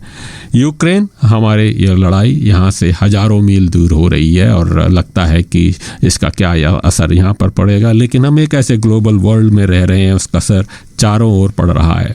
रशिया पर सैंक्शंस तो लगाए हैं लेकिन हम ये भूल गए पुतिन के पास ऑयल और गैस रिजर्व्स बड़े भारी हैं और Russia second oil and gas producing country है। उस पर प्रतिबंध लगने की वजह से ऑयल गैस की कीमतें अब आसमान छू रही हैं और ऑयल और गैस जहाँ तक एनर्जी का सवाल है, चाहे कितना भी कहें कि हम रिन्यूएबल एनर्जी है, लेकिन हमारी डिपेंडेंसी अभी ऑयल और गैस पर बरकरार है। वो भी अभी प्राइमरी सोर्स हैं। ट्रांसपोर्ट की बात करिए, चाहे मैन्युफैक्चरिंग की बात करिए, हर जगह उसका उपयोग होता है और ये प्राइसेस हर जगह रिफ्लेक्ट हो रही हैं ऑयल एंड गैस की। और वो अब हम देख रहे हैं कि हमारे पावर बिल्स में भी हमें बताया गया कि जिस तरह की हाइक होने वाली है, उसके लिए भी हमें तैयार होना पड़ेगा। अब तो लगता है कि हीटर चलाएं या ना चलाएं, हीटर चलाएं तो फिर ठंड तो जाएगी, लेकिन जब बिल आएंगे तो जिससे उसमें जो कपकपी छूटती है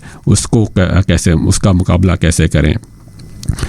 यूक्रेन का नाम हमने लड़ाई से पहले नहीं सुना था, लेकिन यूक्रेन एक तरह का अपना एक फूड बास्केट भी है, एक बड़ा भारी वीट गेहूं पैदा करने वाला देश है। लड़ाई की वजह से अब वहाँ वीट एक्सपोर्ट भी ठप हो गया है वहाँ से, और यूरोप तो बिल्कुल इसकी प्राइसेस भी ऊपर जा रही हैं।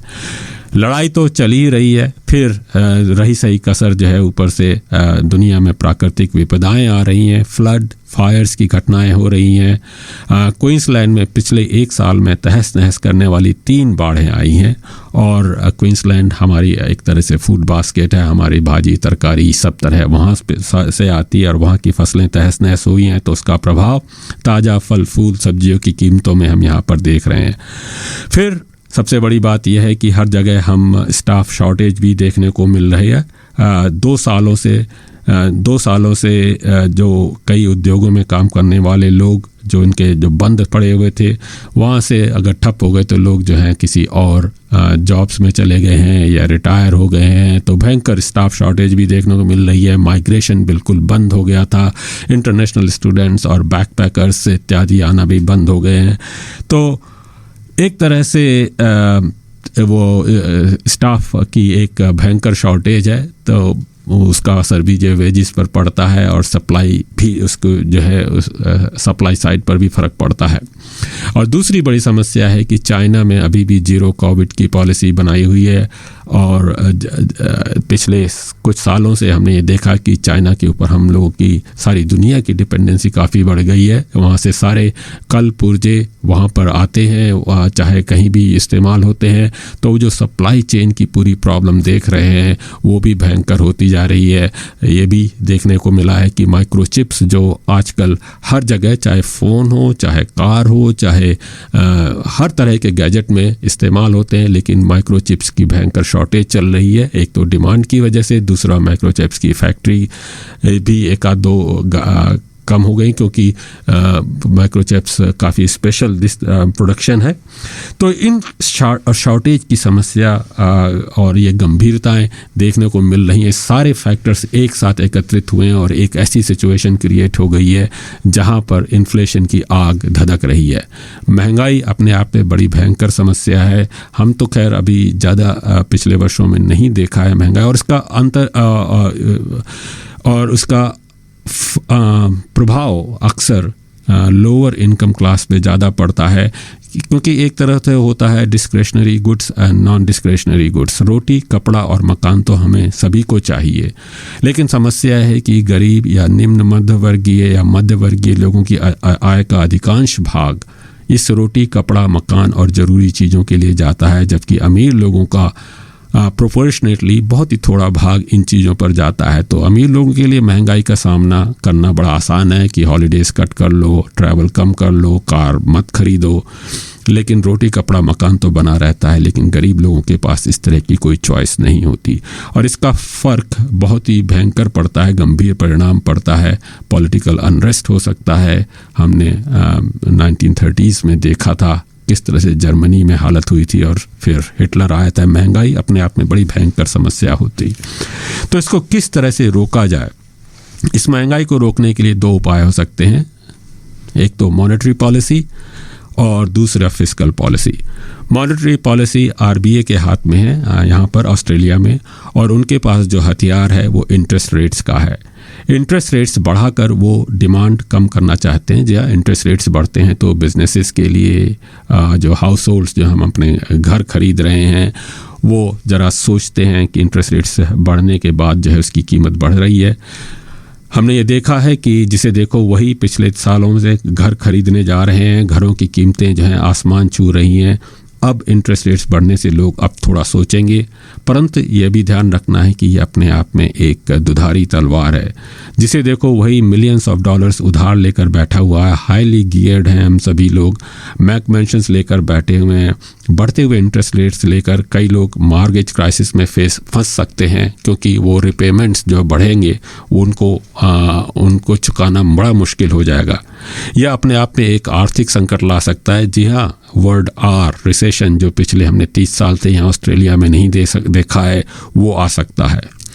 तो ये अपने आप में एक गंभीर समस्या है। समस्या ये भी है कि कुछ समय पहले आरबीआई ने घोषणा की थी, आरबीआई के गवर्नर ने दिसंबर में घोषणा की थी कि 2024 में तक जो है इंटरेस्ट रेट्स बढ़ने की कोई आशा नहीं है, लेकिन पिछले हर महीने हमने देखा है कि 0.5% बढ़ रहा है। इस समय ऑफिशियल कैश रेट 1.35% है। ये एक ऑफिशियल कैश रेट है आरबीआई का।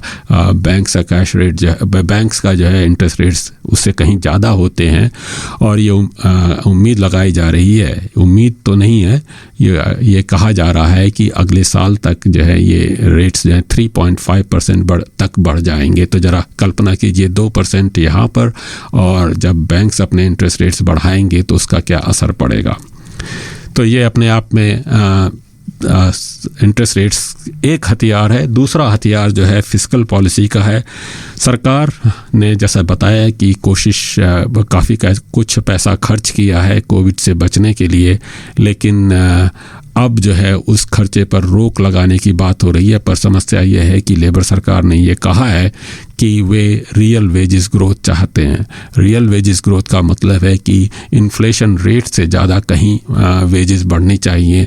ज़रा सोचिए, अगर 6 और 7% वेजेस बढ़ेंगी तो इन्फ्लेशन की क्या हालत होगी। तो सरकार को यहाँ पर भी बड़े संभल कर कदम उठाने हैं कि कितनी वेजेस ग्रोथ करें क्या, और कहीं ऐसा तो ना हो कि ये वेज ग्रोथ अपने आप में इस इन्फ्लेशन की आग में घी का काम करे। तो कुल मिलाकर तो बस यही लगता है कि शॉर्ट टर्म में इस महंगाई की मार से बचने का कोई ज़्यादा रास्ता नहीं दिखाई दे रहा है। मुसीबत यह है कि महंगा, जैसा कि कहा कि मार अमीर लोगों पर कम, गरीब लोगों पर ज़्यादा पड़ती है। हमें अपने बजट ध्यान से देखने पड़ेंगे, शायद वो कॉफ़ी या बाहर खाना, लेकिन मुसीबत ये है कि सब बंद करो तो उसका साथ ही साथ बाकी बिजनेसेस पर भी असर पड़ता है। लेकिन इस महंगाई का सामना हर एक को, अपने लोगों को अपने अपने बजट देखने पड़ेंगे, और यही कह सकते हैं कि बस महंगाई की मार को किसी तरह से इसका हम लोग सामना करते रहें, हम तो यही कह सकते हैं। और सुनते रहिए ये गीत।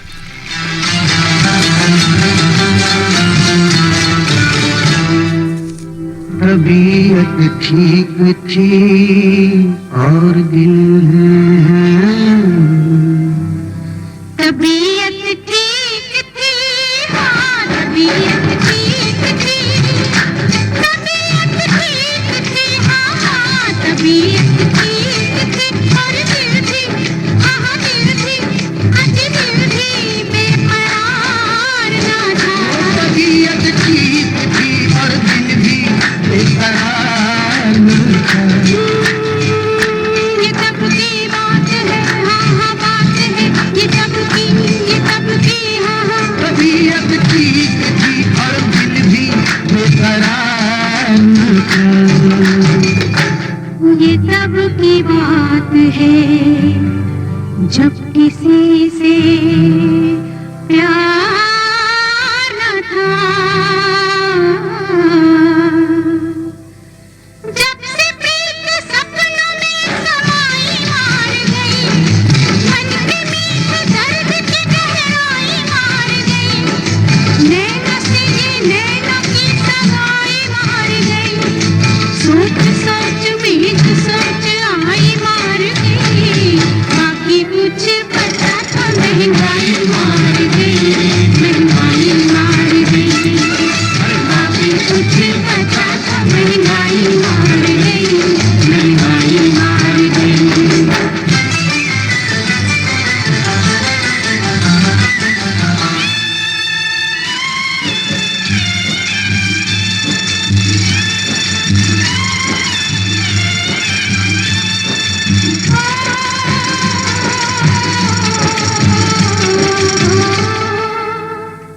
कैसे वक्त में हाय हाय कैसे वक्त में कैसे वक्त में हाय कैसे वक्त में आके दिल को दिल की लगी बीमारी कैसे वक्त में ऐसे वक्त में आके दिल को दिल की लगी बीमारी महंगाई के दौर में हो गई महंगी यार की यारी कैसे वक्त में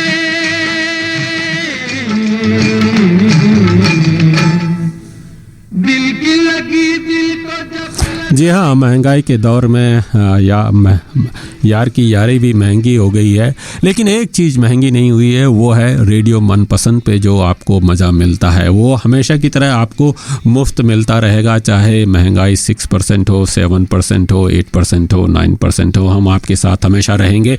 आशा है कि आपको कार्यक्रम पसंद आया होगा। आप हमसे जुड़ सकते, आप इस कार्यक्रम को फिर से सुन सकते हैं आज दोपहर को 3 बजे।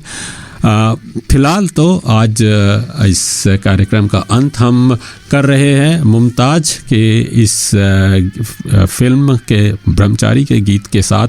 मुमताज़ का भी आज जन्मदिन है। वो शोक चुलबुली अभिनेत्री